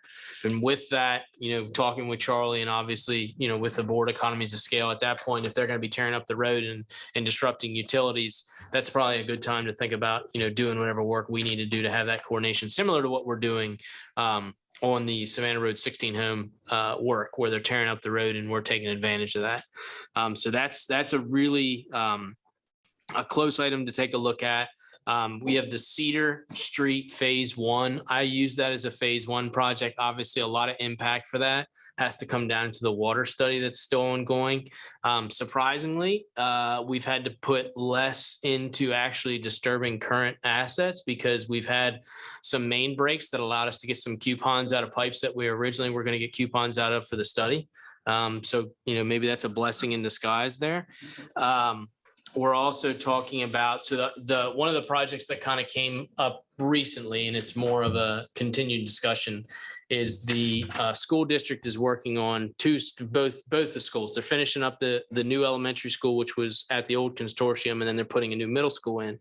With that, there's an old 6-inch main that loops in behind the school, and it follows basically the line of Highland Acres, and then it cuts across the path and connects into DuPont. And with that, there's still it's very early in the discussions on the engineering side to take a look and see how much hydraulically that benefits us to continue to have that. Really how it got sparked is the water main right now is proposed to go underneath of a sidewalk. And obviously that's not ideal in terms of this pipe being probably a 1940s, 1950s pipe. So we're going to continue to take a deeper dive into that. So this is, again, just a placeholder, just knowing that could potentially come up and have that be a discussion to see, what that pipe looks like. We'll be able to get some coupons out of it too when the school does some of their work. Other than that, we have the canal crossing at the bridge. Again, that's that 12-inch main. We're continuing to Can monitor. I go back to the Go ahead. previous one? I'm looking to Charlie too. Now, we're thinking about, getting the water over to the other side of town and to Tower Hill in that area, coming from our plant and towers on this side.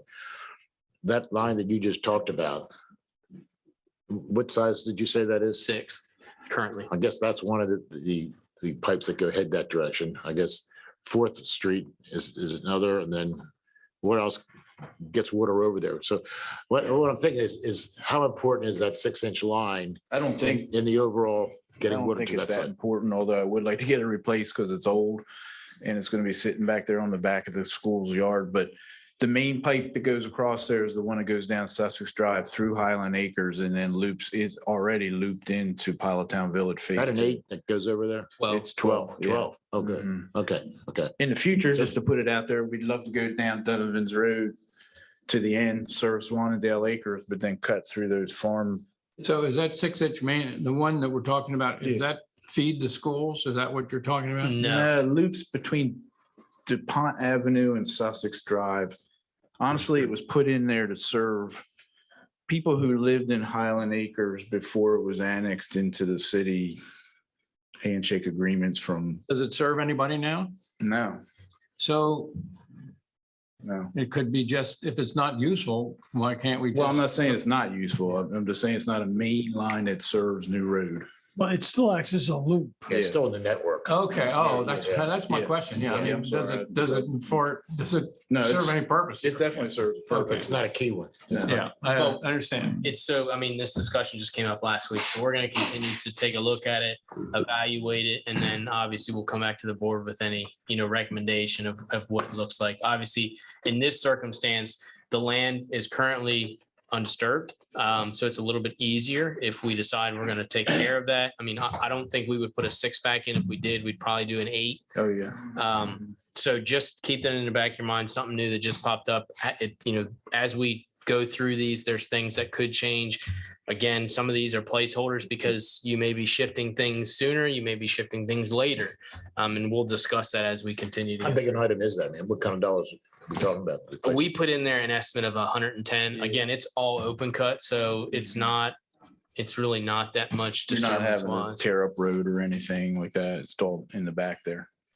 So how much would it, by upgrading from a 6 to an 8, due to pressure support on the other side of town, if we don't go with a well field on the other side?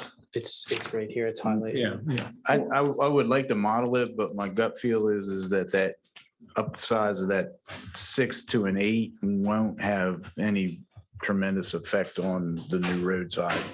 This be a good pipe to coupon then to see what kind of condition it's in, or are you pretty sure it's bad? It's old. Yeah. It's from the late 30s or 40s, the best we can tell. 80 years. So I'm not expecting it to be in great condition. I mean, Austin said it well with regard to the water main assessment. We've picked up a lot of coupons that we weren't expecting to pick up from various construction projects and leaks and things. So we'll continue to keep an eye on it. Obviously, we'll bring it back to the board once we have a better idea of how it looks and what it's looking like. And all those coupons are sitting in my office. It's like a museum. We have the canal crossing. That's one that we're keeping an eye on. Obviously with the dive team in to kind of assess that pipe after 2 years of being underneath there after being disturbed. I personally feel as if that pipe's going to be replaced. The question is, how long is it going to take? Because that is a very delicate area. Whether or not the pipe stays in that general vicinity, there's some permitting that needs to be done. And in that case, the Army Corps, I believe we would have to get, and that is a lengthy process, and we can attest from the wastewater treatment plant. Yeah. So again, that's on there as a 24 or 23, 24 item. Through the planning and engineering of that, I could see that being pretty true to the 23, 24 timeframe. I think that might change if they go ahead with the dredging. If with the $10 million that was put in to dredge the canal, Right. that may cause the need to change the timing. Good point. Yeah. When would that happen? Do you have any I have idea? no idea.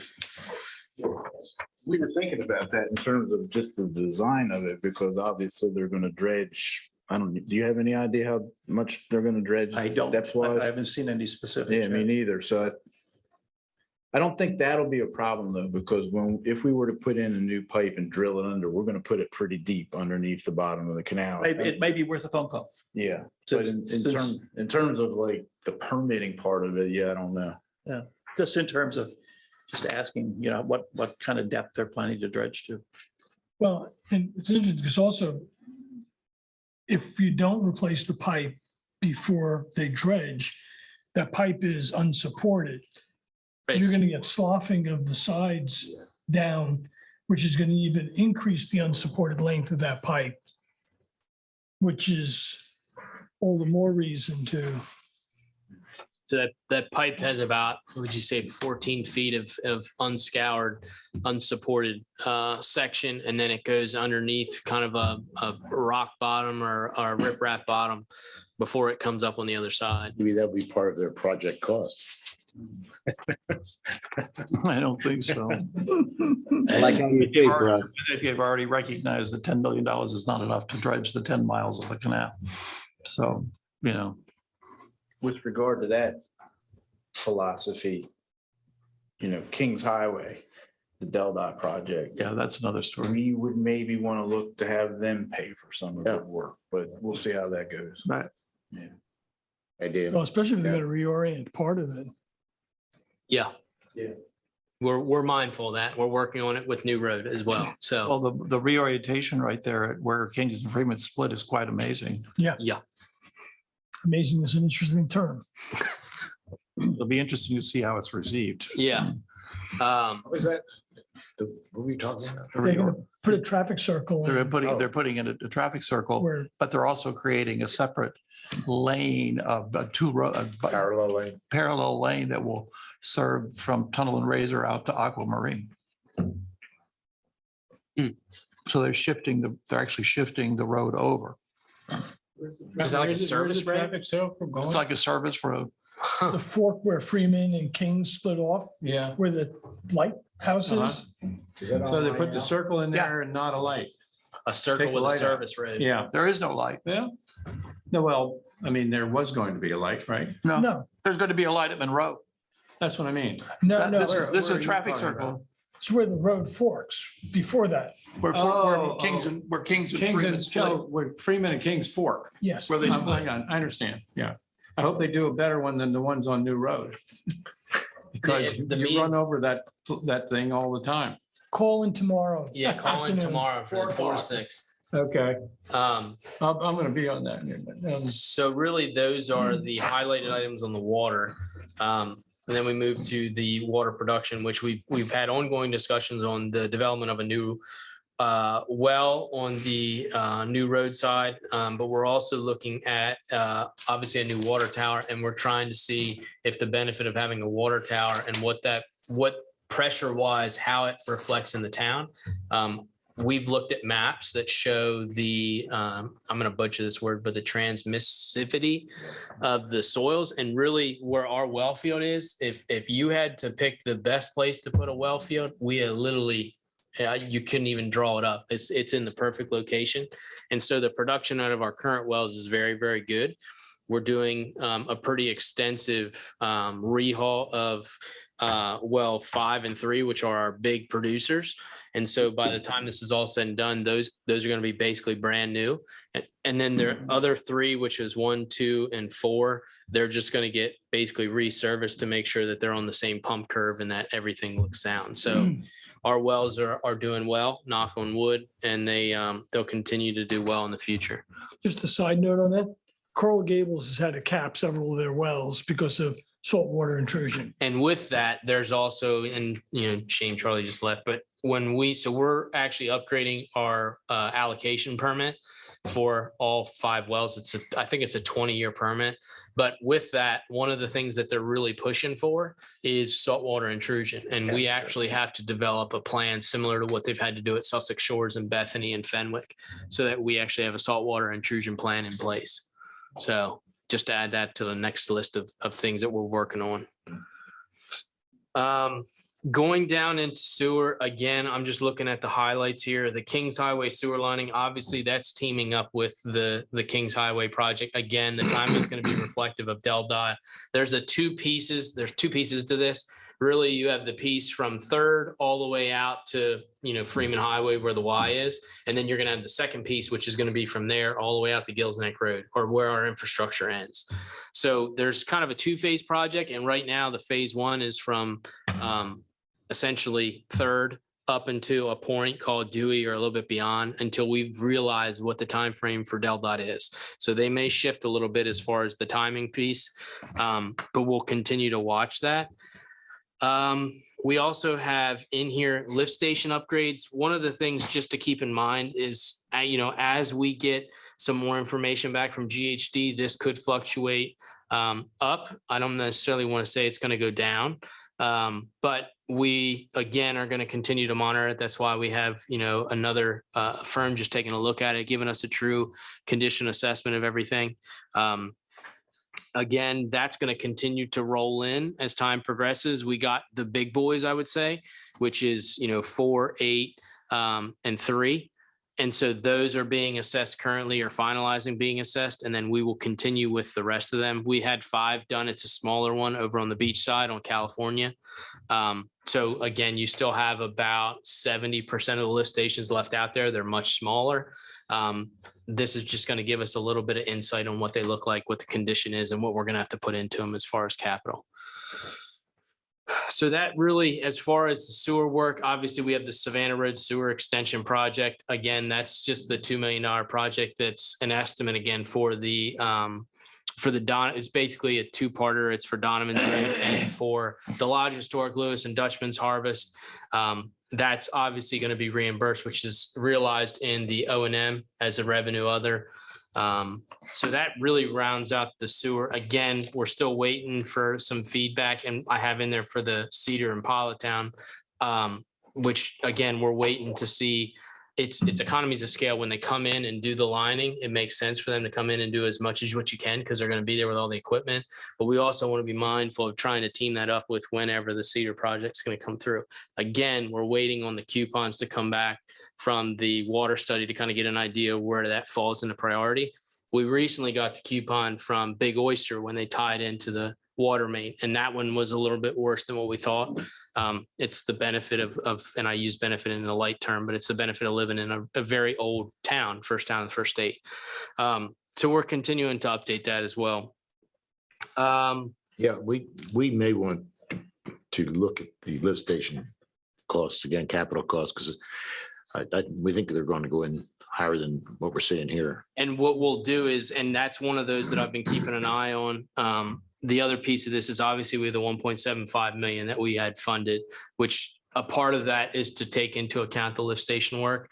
So we're kind of just waiting and seeing, because I think at this day and age, we're in a very volatile market as far as having contractors be able to come in and do the work. So I don't know how fast we can turn pump stations around. So really being able to get an assessment and do like a criticality analysis to see which ones take priority.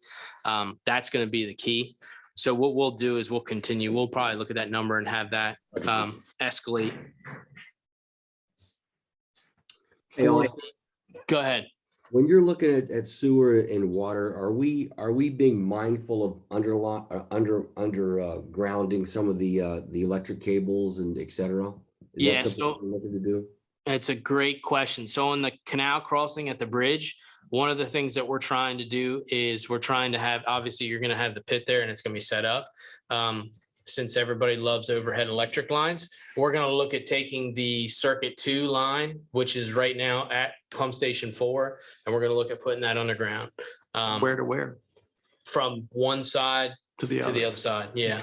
Okay. So we're looking at that from, so we have the other circuit, which was, I believe, circuit 4, which is down by Chalet. It comes out and goes under and goes all the way down to American Legion Road before it comes back up. So we're just looking at taking advantage of every opportunity we have when we have contractors in place. Looking at the wastewater treatment plant, obviously we have to replace the MCC and the Drive PLC upgrade. Again, that's completely dependent on what the supply chain is. We thought we were going to have that done last year. It continues to roll over into this year. We have the headworks upgrade, which is the 1.75. That is one that we are securing. We're going to go to closing here in the next couple of weeks. So that one will be a finance project through the SRF, 20-year, 2% loan. Shouldn't we shift some of that money? Then we were talking about this earlier, that 1.75, some of that's pump station. Yep. So maybe that some of that is, Yep. we should shift up to the sewer, since the pump stations are up there. Correct.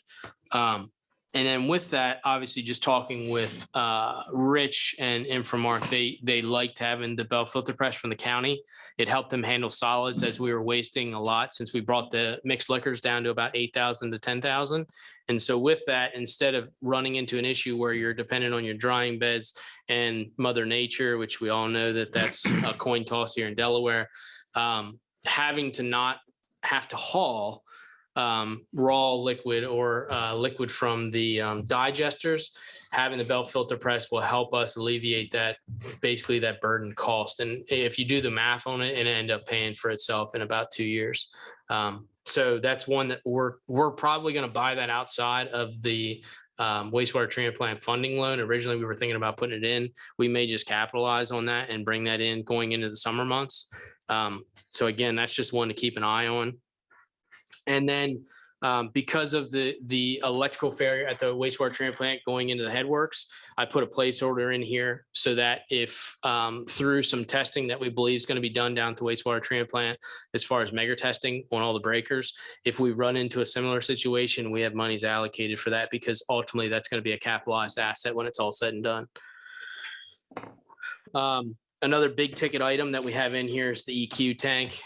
We've just been kind of monitoring that, knowing that we're going to bring that one in, and we're talking about obviously constructing a new EQ tank and then possibly bringing in a second for redundancy. That will help us in events where we run into any issues. It gives us a little bit more holding capacity, and we still have the old clarifier as a third redundancy, but that's becoming of age, and probably in some near future we'll need some concrete work as well.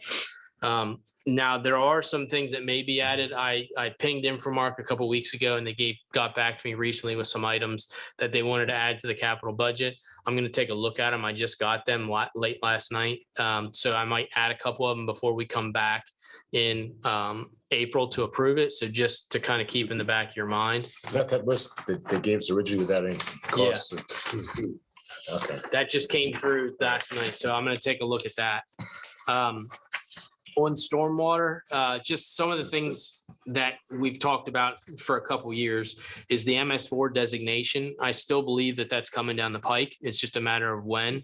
I think COVID had a big impact in that. I think that now that it seems, knock on wood, that things are starting to kind of normalize a little bit, I think that's going to become a more prevalent thing, even in discussions, in the western part of the state. They've already kickstarted it, and I'm sure that's going to move closer to the eastern part of the state. Whether or not they designate each community or a group of communities on the coast, I still believe it's going to come at some point in time. And then there's the question of who actually gets designated between us or the city, since technically we both own stormwater infrastructure at this point. Theirs being roads and curbs, ours being catch basins, stormwater pipe, et cetera. We also have in there for replacement and relining of pipe. Excuse me, do you have some of that in your budget? If you We have not identified put it that? Yet. We have a vac truck in there. That's a redundant piece, because we use that vac truck we use it for water, we use it for sewer, we use it for stormwater, and it gets a lot of use. And so one of the things, knowing that for sewer. Yeah, well, one of the things that we're going to look at is we're going to have basically, with that much added work, right? Because if we have to treat at the source, and if there's more infrastructure that needs to be put in place, having and relying on one unit maybe become a little bit burdensome on that unit. And so if that unit goes down, you really don't have a redundancy. So there's a placeholder in there for purchasing another vac truck in the future. Doesn't have to be new necessarily. We can look at getting a used one, just because we recently got one, I believe in 2018, that was brand new. So just to keep in the back of your mind. And then also the pipe replacement and relining. We've ran into some issues in Town Village, very complicated stormwater system, and it's old galvanized line. It's rust. Some parts of it are rusting out. And so what we do is we have a crew come in that actually goes through, and they'll camera it, they'll clean it, and they'll line it. And then it really holds up very well from the stuff that we've had done in the past. And how many other places do we have galvanized? Not too many. I can't believe That's been a problem since I got on the board. that it was that was ever allowed. Yeah. I mean, that is. And I think everybody at this table knows, and probably in the audience knows, that is a very unique, to say the least, stormwater system throughout Town Village. So we, again, just keep it in the back of our mind. Sometimes we have some items pop up. Sometimes we go a year and we don't have any issues with relining a sewer line. What's the status of our relationship? It's not a bad relationship, but with the conservation district. I mean, the what do they call this? Tax ditch system. Yeah. Where does that stand? We've talked about maybe getting involved with them and taking over part of it or something. So where does that stand? Is that doing anything? It's still in discussions. So Anne Marie, myself, and Charlie met with the folks at DENREC and the Conservation District that really handle this program. One of the things they came back with is some opportunities for, I'm going to say, opportunities for the city or the BPW to, I say, help out and become maybe members of it. The problem you run into is you have to be you have to own property in the watershed. Do we own the pumping station property? Is that? do we So own that? that's in actually the city's name, which that throws everything back on Anne Marie, which if she wants to volunteer and do everything, I'm fine with that. She's got her hand Can we raised. vote on that now? She's volunteering to take it over. If you want to bring her in, because this would be a direct. Yeah. Oh.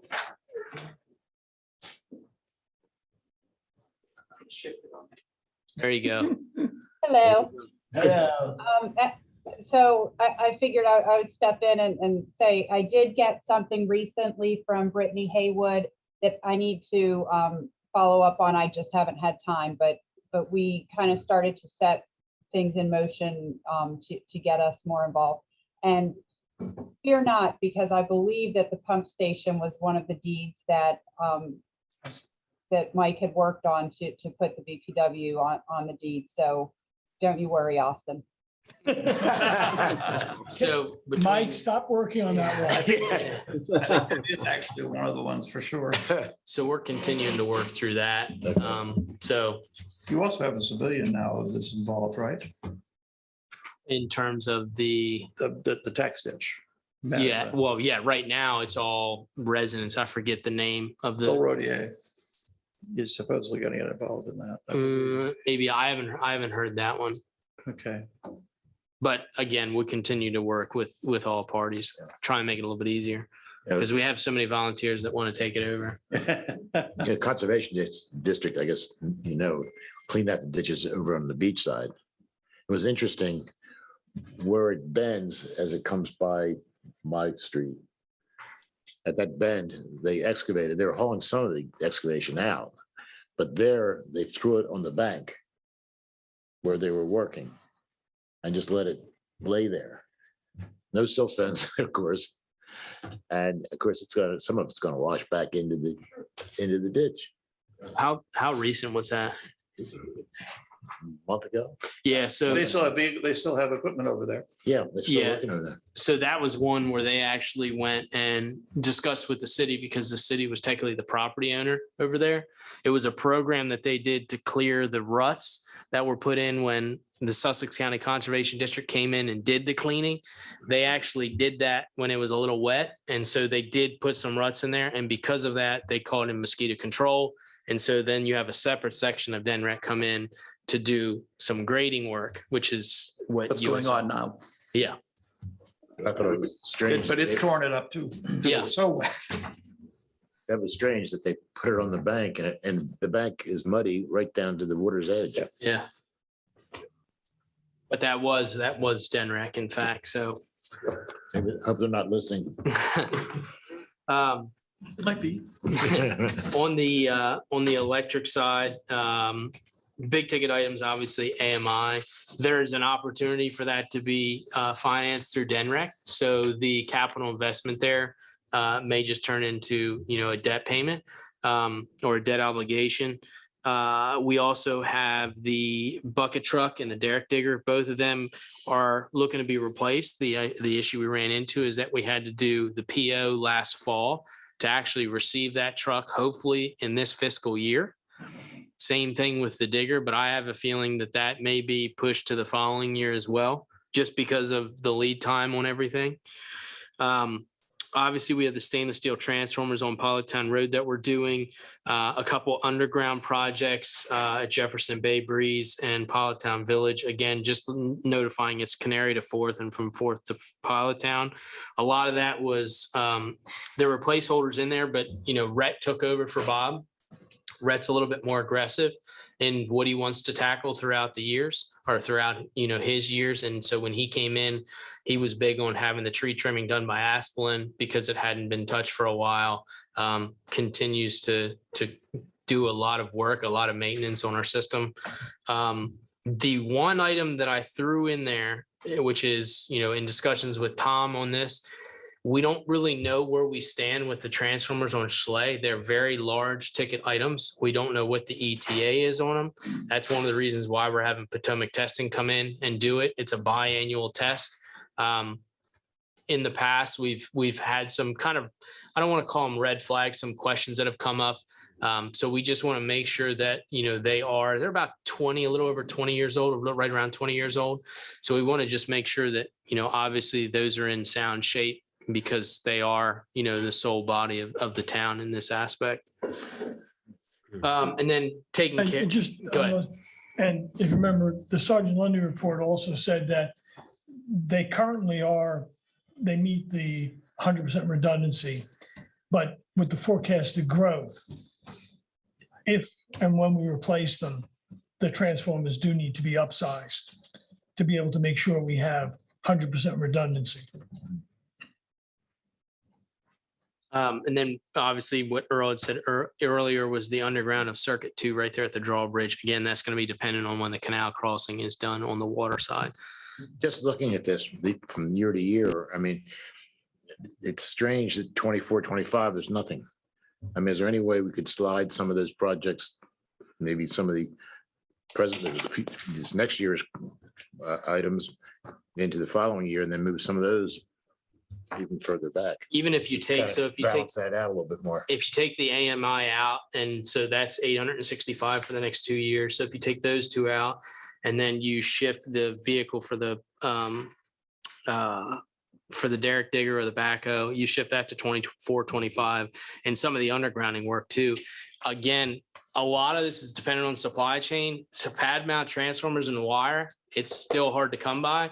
If we have another natural disaster of any sort in this, I mean, it could be hurricane, it could be northeastern, tornadoes, fires, it's going to make it even worse. Okay. So I do think that there's some opportunity to shift things around. I'll continue to take a look at that.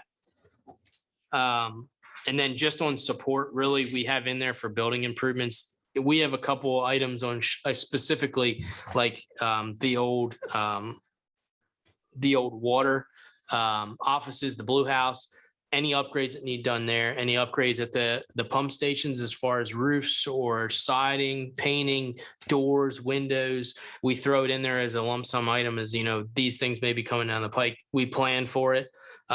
We recently, I think we had the roof done at some of the well houses, replace the doors at their buildings in the back. And then the server, computer and phone upgrade. I believe this year, Josh, is this year servers? Next year's going to be the end of this year, beginning of next year, servers and phone. So we're mindful of that. Those aren't coming down in price and they're big ticket items for us. And then obviously new computers we're depreciating at 3 to 5 years, iPads at 2 years, phones at 2 years. So that rounds everything out on the capital side. And then on the cash reserve side, it's a pretty self-explanatory sheet. Kim, do you want to go through? Do you want me to go through it? I can go through it. Okay. I have that here too.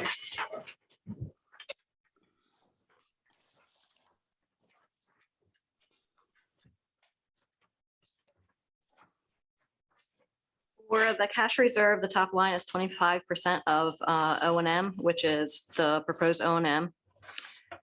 The next line is risk management reserve, which is the historic cost of assets, and I took the amounts as of the end of January. Current year capital improvements is this coming fiscal year 2023. And then the remaining 4 years of the 5-year capital plan. And then I actually added a line of less proposed borrowing bonding and customer deposits as of 1/31/22 is 100%. We have to keep that. And self-insured is 1 million for pollution, 1 million for flood, and 30,000 for deductibles. So as you go through across, you can see the amounts, and we're 25% of O&M, 2% of assets, 15% of the capital projects, and then the 100% of the deposits. Of course, Dawn looked at this too as she did our rate. Yes. So the proposed borrowing and lending is the Headworks, the AMI, the bidirectional Flow Gills Neck Road, Kings Highway from 3rd to Dewey, Jones Farm Water Tower, and Cedar Water and Sewer, which you can see that we're still in the negative we're not reaching our minimum, and Dawn already said that we're gonna need to finance more than these things. And also just keep in mind that you're taking into account O&M for 1 year. So one of the things that Dawn has said is that you can't just throw, a rate increase in for 1 year and expect that to bring your cash balance up to where it needs to be. So obviously that is all, a source of metrics that get us to where we need to over an allotted amount of time, which we're going to talk about, once we get into the rate discussion. So just be mindful that this is just looking at a snapshot of what we have currently. Capital budgets could fluctuate. That's one of the reasons why you're looking at the current year and then the 4-year, to come. And like Dawn said, there's some items that you can finance, take advantage of DMEC, take advantage of low interest loans at this point. So that pretty much rounds out, from the holistic approach of the budget. That's pretty much everything. If you have any other questions, you can ask them now. You can come in and meet with Kim and I. We'll make some adjustments. Obviously, we'll keep you guys updated on any adjustments we make, and we'll go from there. Well, But the rate increases are in here. Correct. Yeah. This year's, yes. Yeah, just, to reiterate, the two things that, I see is that the cash reserves on the electrical side, to me, are something we really, really need to relook at. And we've talked about it when we had the rate meetings with Dawn, but, getting down into the hundreds of thousands of dollars in cash reserves for electrical seems like of a concern. And the other one and this is one that we just have no clarity on, is the sewer, what the real costs are going to be for the wastewater treatment plant and the pump stations and that.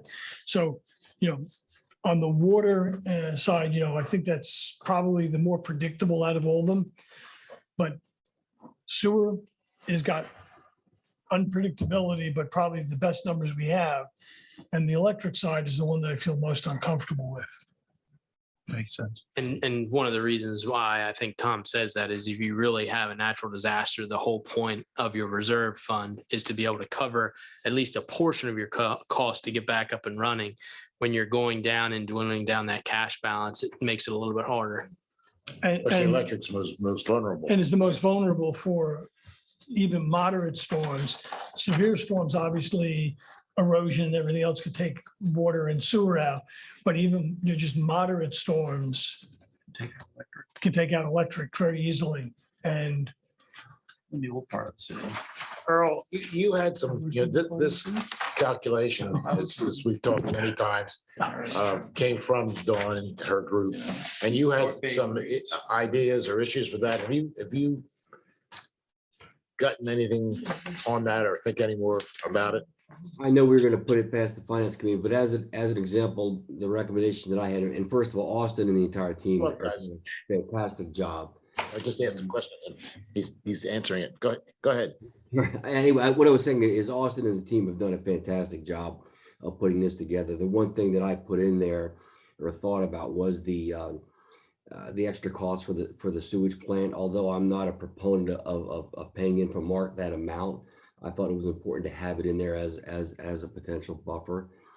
I think we can look at this plan a lot of different ways.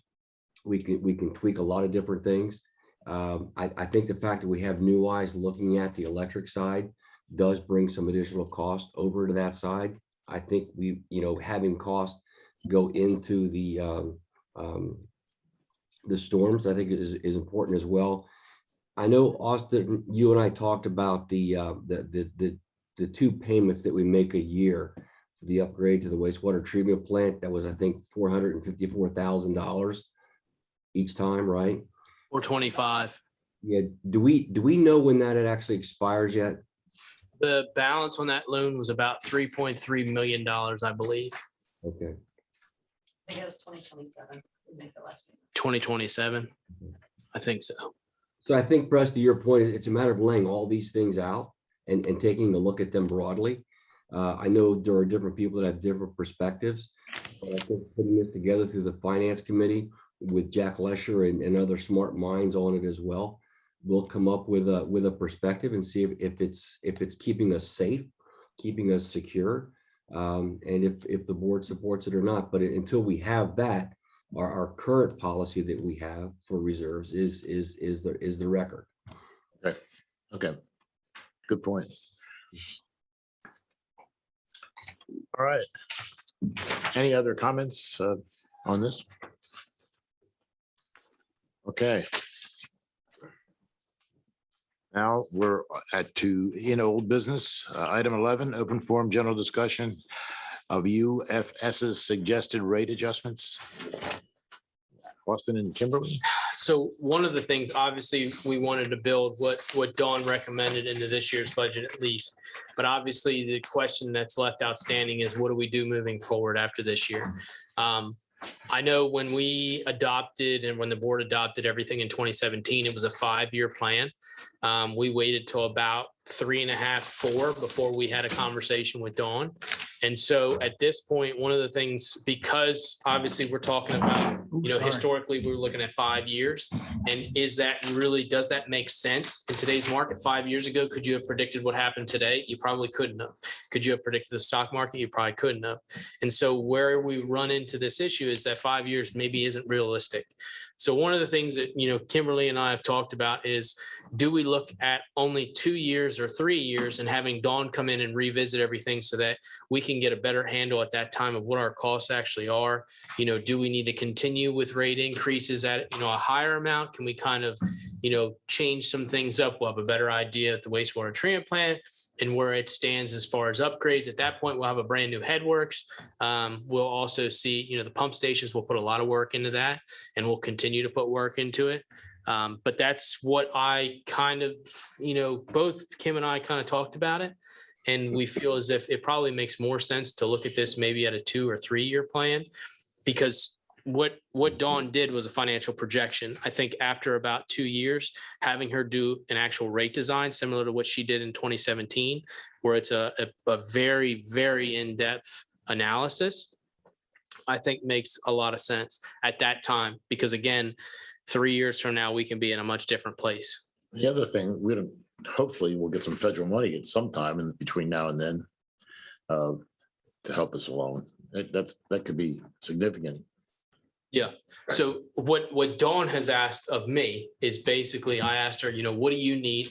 Because she's the one that takes whatever the board's recommendation is as far as the rates themselves. So Dawn recommended 18.5 for 3 years on the water, 7.9 for at least 3 years on the sewer, 2.5 for the electric for at least 3 years. And again, I'm just saying 3 years is the cap at this point. You guys can decide, whichever way you would like to go. And obviously stormwater. Now, stormwater, Kim and I didn't really factor that in because of the discussions we've had about the continuing, looking at an analysis to make sure that are we charging appropriately being a water meter? Does it have to be another type of use like, pervious or porous asphalt? It's a very complex, I think, situation. But at the end of the day, the board has to make a decision so that Kim and I can adjust at least this year's financials, which go into effect. Obviously, you're going to approve it at the next board meeting, or the theory would be you would approve it at the next board meeting. But typically the way that it works is I would go back to Dawn and say, okay, Dawn, this is the will of the board for the next 3 years. This is what they want to look at. She will then provide me back with actual rates for all of our water meters and what that rate's going to look like.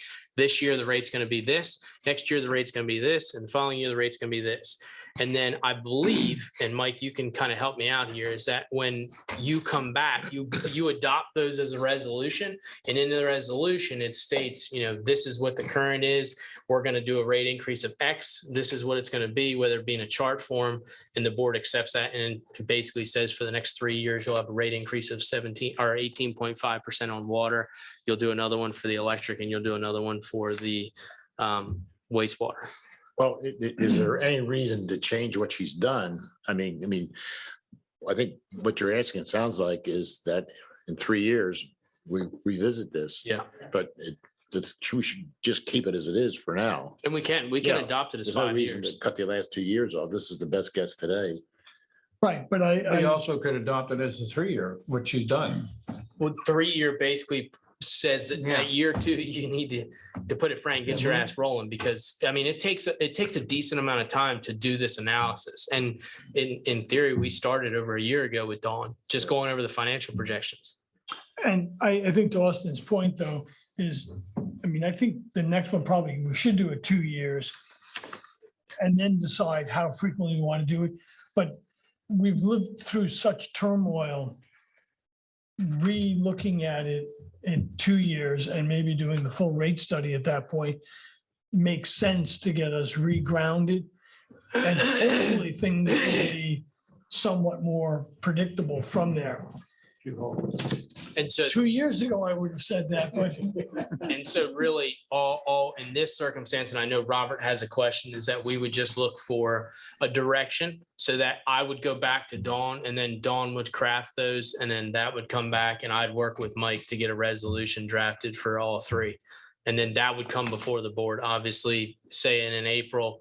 And then once approved, then that goes into effect as of the first, of the fiscal year, which would be April 1 I of think it's a 2022. great idea. Yeah. So are you saying we go 2 years now and then, I think, then revisit with Dawn and under those circumstances? I think what Press is saying is that you would still adopt it as a 5. Yeah. You would just. Oh, I see what you're saying.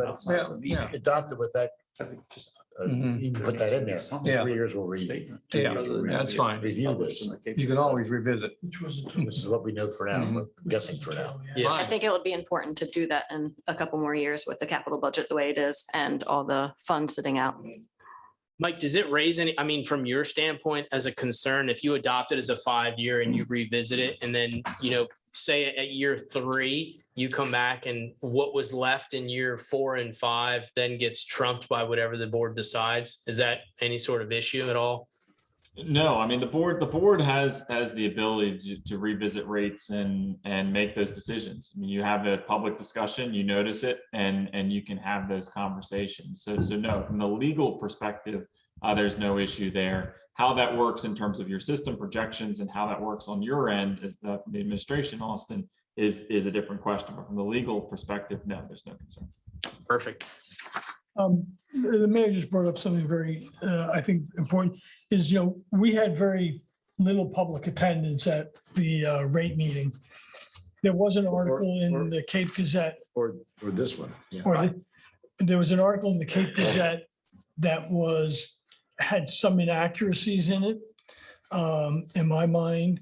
And should we have, before we adopt it at the next public meeting of the board, another outreach attempt to the public?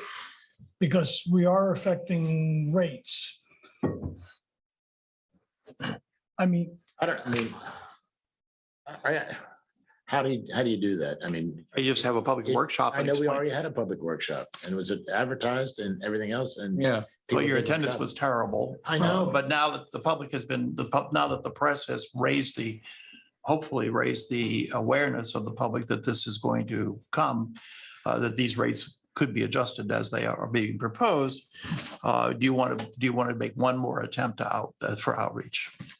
Can I make a suggestion here? Yeah. Because I actually think the approach is in line with what that suggestion is, and I think it does make sense. In other words, this is a discussion here tonight, previewing the issue. From this, it will be a resolution will be prepared, which will then be able to be shared. And then it's at the next meeting, if I understand it correctly, is when the board would be taking action. So between now and the next meeting, once that resolution is prepared, it can be posted on the website. It can be, everyone's aware, you have an opportunity to read it, understand what the change is. And then before the board takes action at the next meeting or whenever scheduled, that is out there. So, I think that the approach, as I understand it from Austin, and Austin, correct me if I'm wrong, is to memorialize what the intent is in a written resolution that interested parties would have an opportunity to see before it is actually discussed, debated, and voted on. Yeah, Correct. I think that's fine, but I don't see having another meeting as such and I don't know what was inaccurate in.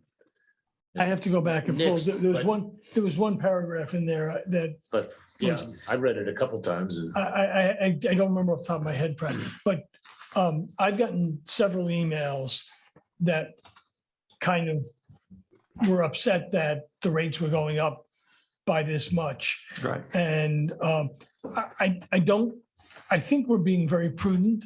I don't have a problem with what we're doing. But I think besides the resolution, Mike, to your point, we need an explainer, a document to go along with it that lays out what the drivers are, or you can put it in all your whereas clauses, but I think that the resolution tends to be a little more difficult to read to the lay public. Oh, again, putting it on the website, I don't think many people go to that, or even if we had it on Facebook or whatever. I mean, have we gotten, I haven't gotten any, has anybody, any other board members gotten any feedback? Earl, have you heard anything? I've got no feedback. Has anybody called the office? I mean, I've gotten 3 emails. yeah. So, no, I think it's important, Yes, Tom's Mayor, right. I think it's important to let them know I think it's very important. to let people why know. we're doing what we're I doing. think it is Yes. too. I think The that, question is, how do you let them know why?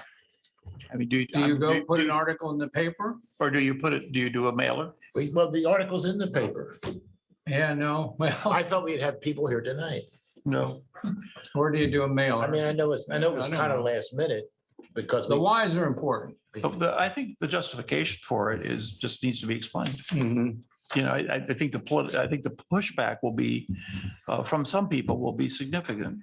But obviously they're not here. Yeah. But they didn't come to the whole rate discussion because that was a 3-hour meeting that maybe they did, but an hour-long meeting, or even a mailer that said that justifies or explains what you're doing. but they weren't there at the beginning of the meeting. It wasn't that people dropped off. No, I know that. The attendance was, Poor. yeah, and And the other suggestion I have. when is our next rate mail, our next billing going out? You won't get it in time. No, it won't happen. It's the first Tuesday of the month. Right. We would I- have to send it separately. I'm all for if we want to send out a description in the mail, a special mailing. If you think that is the thing we should do, I'm all for it. I'm not trying to say that we should be more transparent. I'm just saying, how do you get it? Well, I think a mailing, based on everything you've heard about, people are not calling, people are not emailing or doing whatever. Maybe the mailing is the only way to reach people. Well, it's a good idea, but I also suggest, by the way, that we only put the dollar changes in and not the percentages. Percentages tend to blow people away. 18%, it really is only $2.50. I think the article did it well. It did both. It had it. in there. Well, my point is, if we do a mailer, I would still only put the dollars in. Now, how about on Facebook? Has there been much on Facebook responding to this yet? I can tell you. Earl, did you have something? I was just going to say, maybe, Press, if you had an interview with the Cape Gazette to kind of walk them through where we are at this stage and what the next stage will be, maybe that would be a way of getting more information out there. I've already talked to Nick once. We could do it again. I'm just looking for ways to try to beat the clock on it. That's all. Yeah, but you got the clock going in one direction. You just got to try to get how do you get the information out to people? I'm up for any suggestion, but I just don't know how we're going to do it. Well, the letter, of course, the special mailing would get up to all the customers. Yeah. As opposed to going and getting another article in the paper that nobody reads. I know it's a little different, but I know we had that, we reduced our rate, what was it, 7%? We reduced the electric rate. I never heard anything from anybody. I mean, raising it's different than lowering it, but it's amazing. I think to a me. lot of people read the newspaper though. I mean, I do. I think you're right. I think the newspaper gets good coverage and Oh, I do too. I think maybe just doing another article. but a brief, just an explainer as to more concise of this is going to capital projects, it's going due to inflation, it's going due to, and, being a little bit more to the point or. Should we buy a quarter page in the Gazette or half page in the Gazette and do that? Maybe that's a way to do it, is put it in as an That's an as an idea. ad. Do they get as Yeah. much readership as the articles do? I have no idea. Because the problem is the articles get fed through, You have better experience than that. through, I think the ads, they're towards the back, they're not where the actual Oh, we're gonna articles ask them, are. we're gonna ask them to place it. right, but you get news break. It comes up with and it pulls the stuff out of the Cape Gazette. So, it pops up on a lot of people's smartphones that don't even necessarily get the Cape Gazette. Want to see if Nick can try and chime in, see if he is. If he's still there, Nick, maybe. if you're interested in participating, we'd love to have your input about getting the word out to us. You've done a nice job, I think, on this article. Nick's muted, but he can chime in if he. Mike, Nick, if you want to, we're not, Can you hear me? yes. Sure. Yes. I can write another article if you want. You can, like you said, you can request an advertisement in the front of the paper, not in the back where you have the legals and stuff like that. That's an option. You could also send in a letter to the editor explaining yourself and explaining it in your own words. That's an option too. I think people read them. Yeah, A lot of people read letters to the editor. they Yeah, do, yes. yeah. That's a better idea. Whatever. You'll find out how many people saw the article today. I can tell you that. Later on Friday. Yeah, I was gonna say, Nick, you probably can get all the feedback. Right now, I'm looking at it. Right now, it's 1,600 people on our online version, which is pretty good for a specific issue like this. So 1,600 have read this particular, Since it was posted yesterday, yeah. not just the paper, but this particular article. Just this particular article on our website. That's a lot. Man, that's half the town, if they're all in town. Well, you don't know that they're all in Yeah, town. I know. Yeah, but I'll tell That's still a you, lot of people. probably a lot. I was one of them. I read it twice, so. For reference, the story about the net real Board of Adjustment decision, that's only had 382 people. So this is obviously doing pretty well, I think, in terms of readership. Wow, that's surprising. Wow. But that one's been up a lot less time. Yeah, okay, We may get more feedback that if it just came out yesterday, yeah, might hear something, people might start calling. yeah. Just let us know. We'll work with Sharon. Obviously, we'll work with you guys to craft, whatever you want to put Why out. don't you do that? Yeah. Do you want it in a form of a Letter letter? to the editor, I think.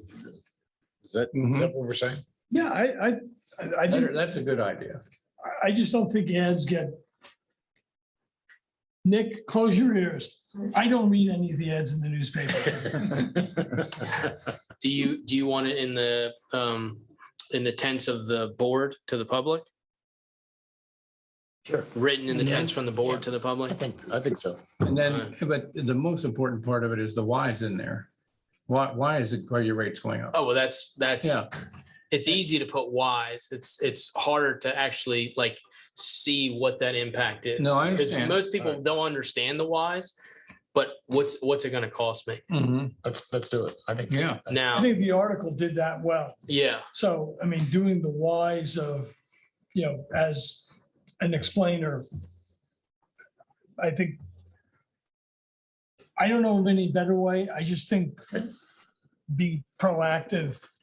now, when I go back to Dawn, obviously, we're talking 4 utilities. Am I keeping stormwater or taking stormwater out? At 15%. Her recommendation was 15. So what I'm doing is I'm going to go back to her and say, okay, the board said they want to move forward with all 4 utilities at the 5 years that you. Well, the only on stormwater is when we talked last week was because it's questioning the actuals, when, what we're actually expending versus what we're receiving in revenue. And you were going to see if there was a way of fine tuning that, because the actuals did not seem like they really were actual. Well, and the tough part you run into is now, for example, we've never actually had a rate study done on stormwater. So what she did a financial projection based off what stormwater was. She didn't do a full-blown rate study on stormwater. So the question would be, do you want to continue with the 15% as it is Well, today? I think, 15% is 75 cents. Right. Why not just say $1? I mean, let's make it 20% because it's a round number. And then we can continue the discussion. Yeah, and continue evaluating how to get there.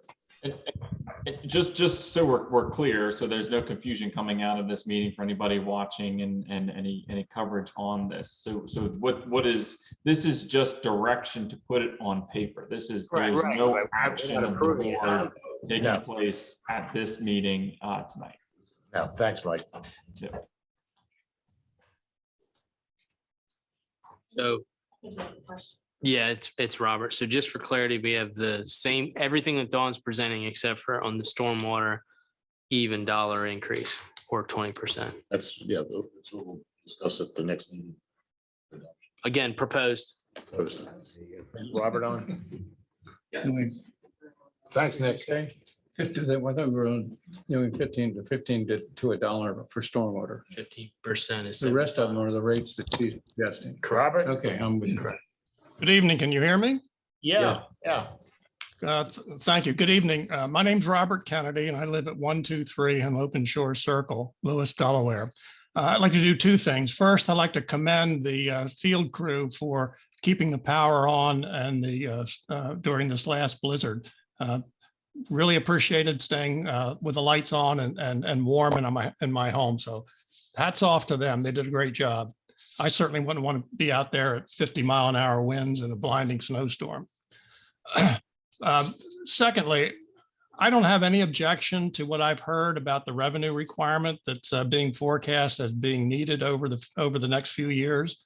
But I do renew my objection to the board for its continuing to consider a discriminatory rate design that charges different rates for the same service, depending upon whether or not a customer takes service within or without the municipal limits of Lewes. There's no evidence in the public record that warrants charging a different rate based on location. Furthermore, the sample rates as set out in the consultant's PowerPoint presentation do not differentiate between in-city and out-of-city. Customers are not on notice that they may be paying higher rates depending upon their service location.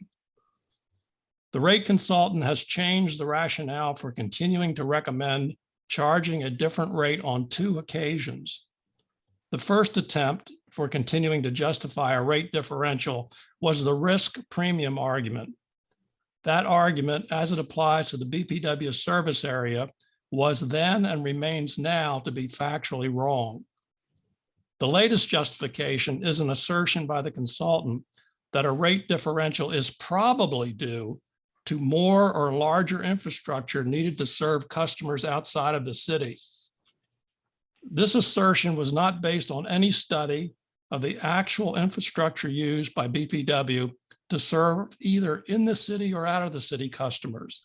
It merely was a reason used by some utilities and other jurisdictions that the consultant was aware to support a different rate for the same service.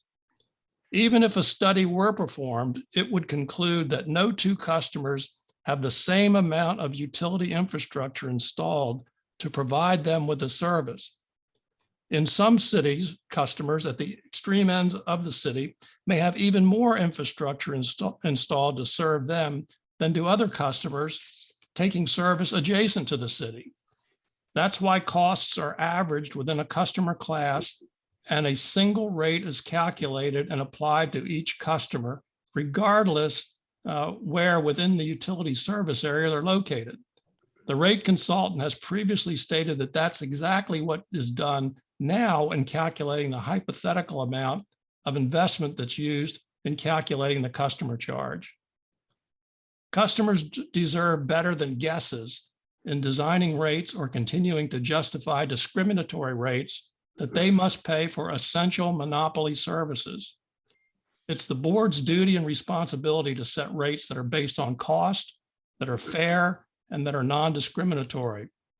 This rate design fails all 3 of these criteria and should be rejected, and the board should direct the consultant to address this issue. That concludes my remarks, subject to any questions. Thank you, Robert. Appreciate it. Anything else? No, I don't have anything. Okay. Oh, I do have one question. Go ahead. Stormwater, you said $1 increase, that would be 20%, 20% on everything, because like commercial is, sorry. So commercial is $10. Would that be $2? Or you just want to do $1 across the board?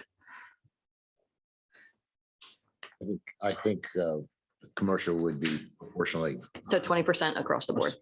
Yeah, I mean, if we're gonna go with the 20%, Yeah. rounding it up to get is even, Okay. yeah. Okay. Call to the public. Anybody, any other comments from the public? Call to the press. Nick, if you have anything else, let us know. Nothing for me. Thank you. Thank you. Okay, do I have a motion to go into executive session? So moved. Second. All in favor? Aye. Aye. Opposed? Okay. Thank you.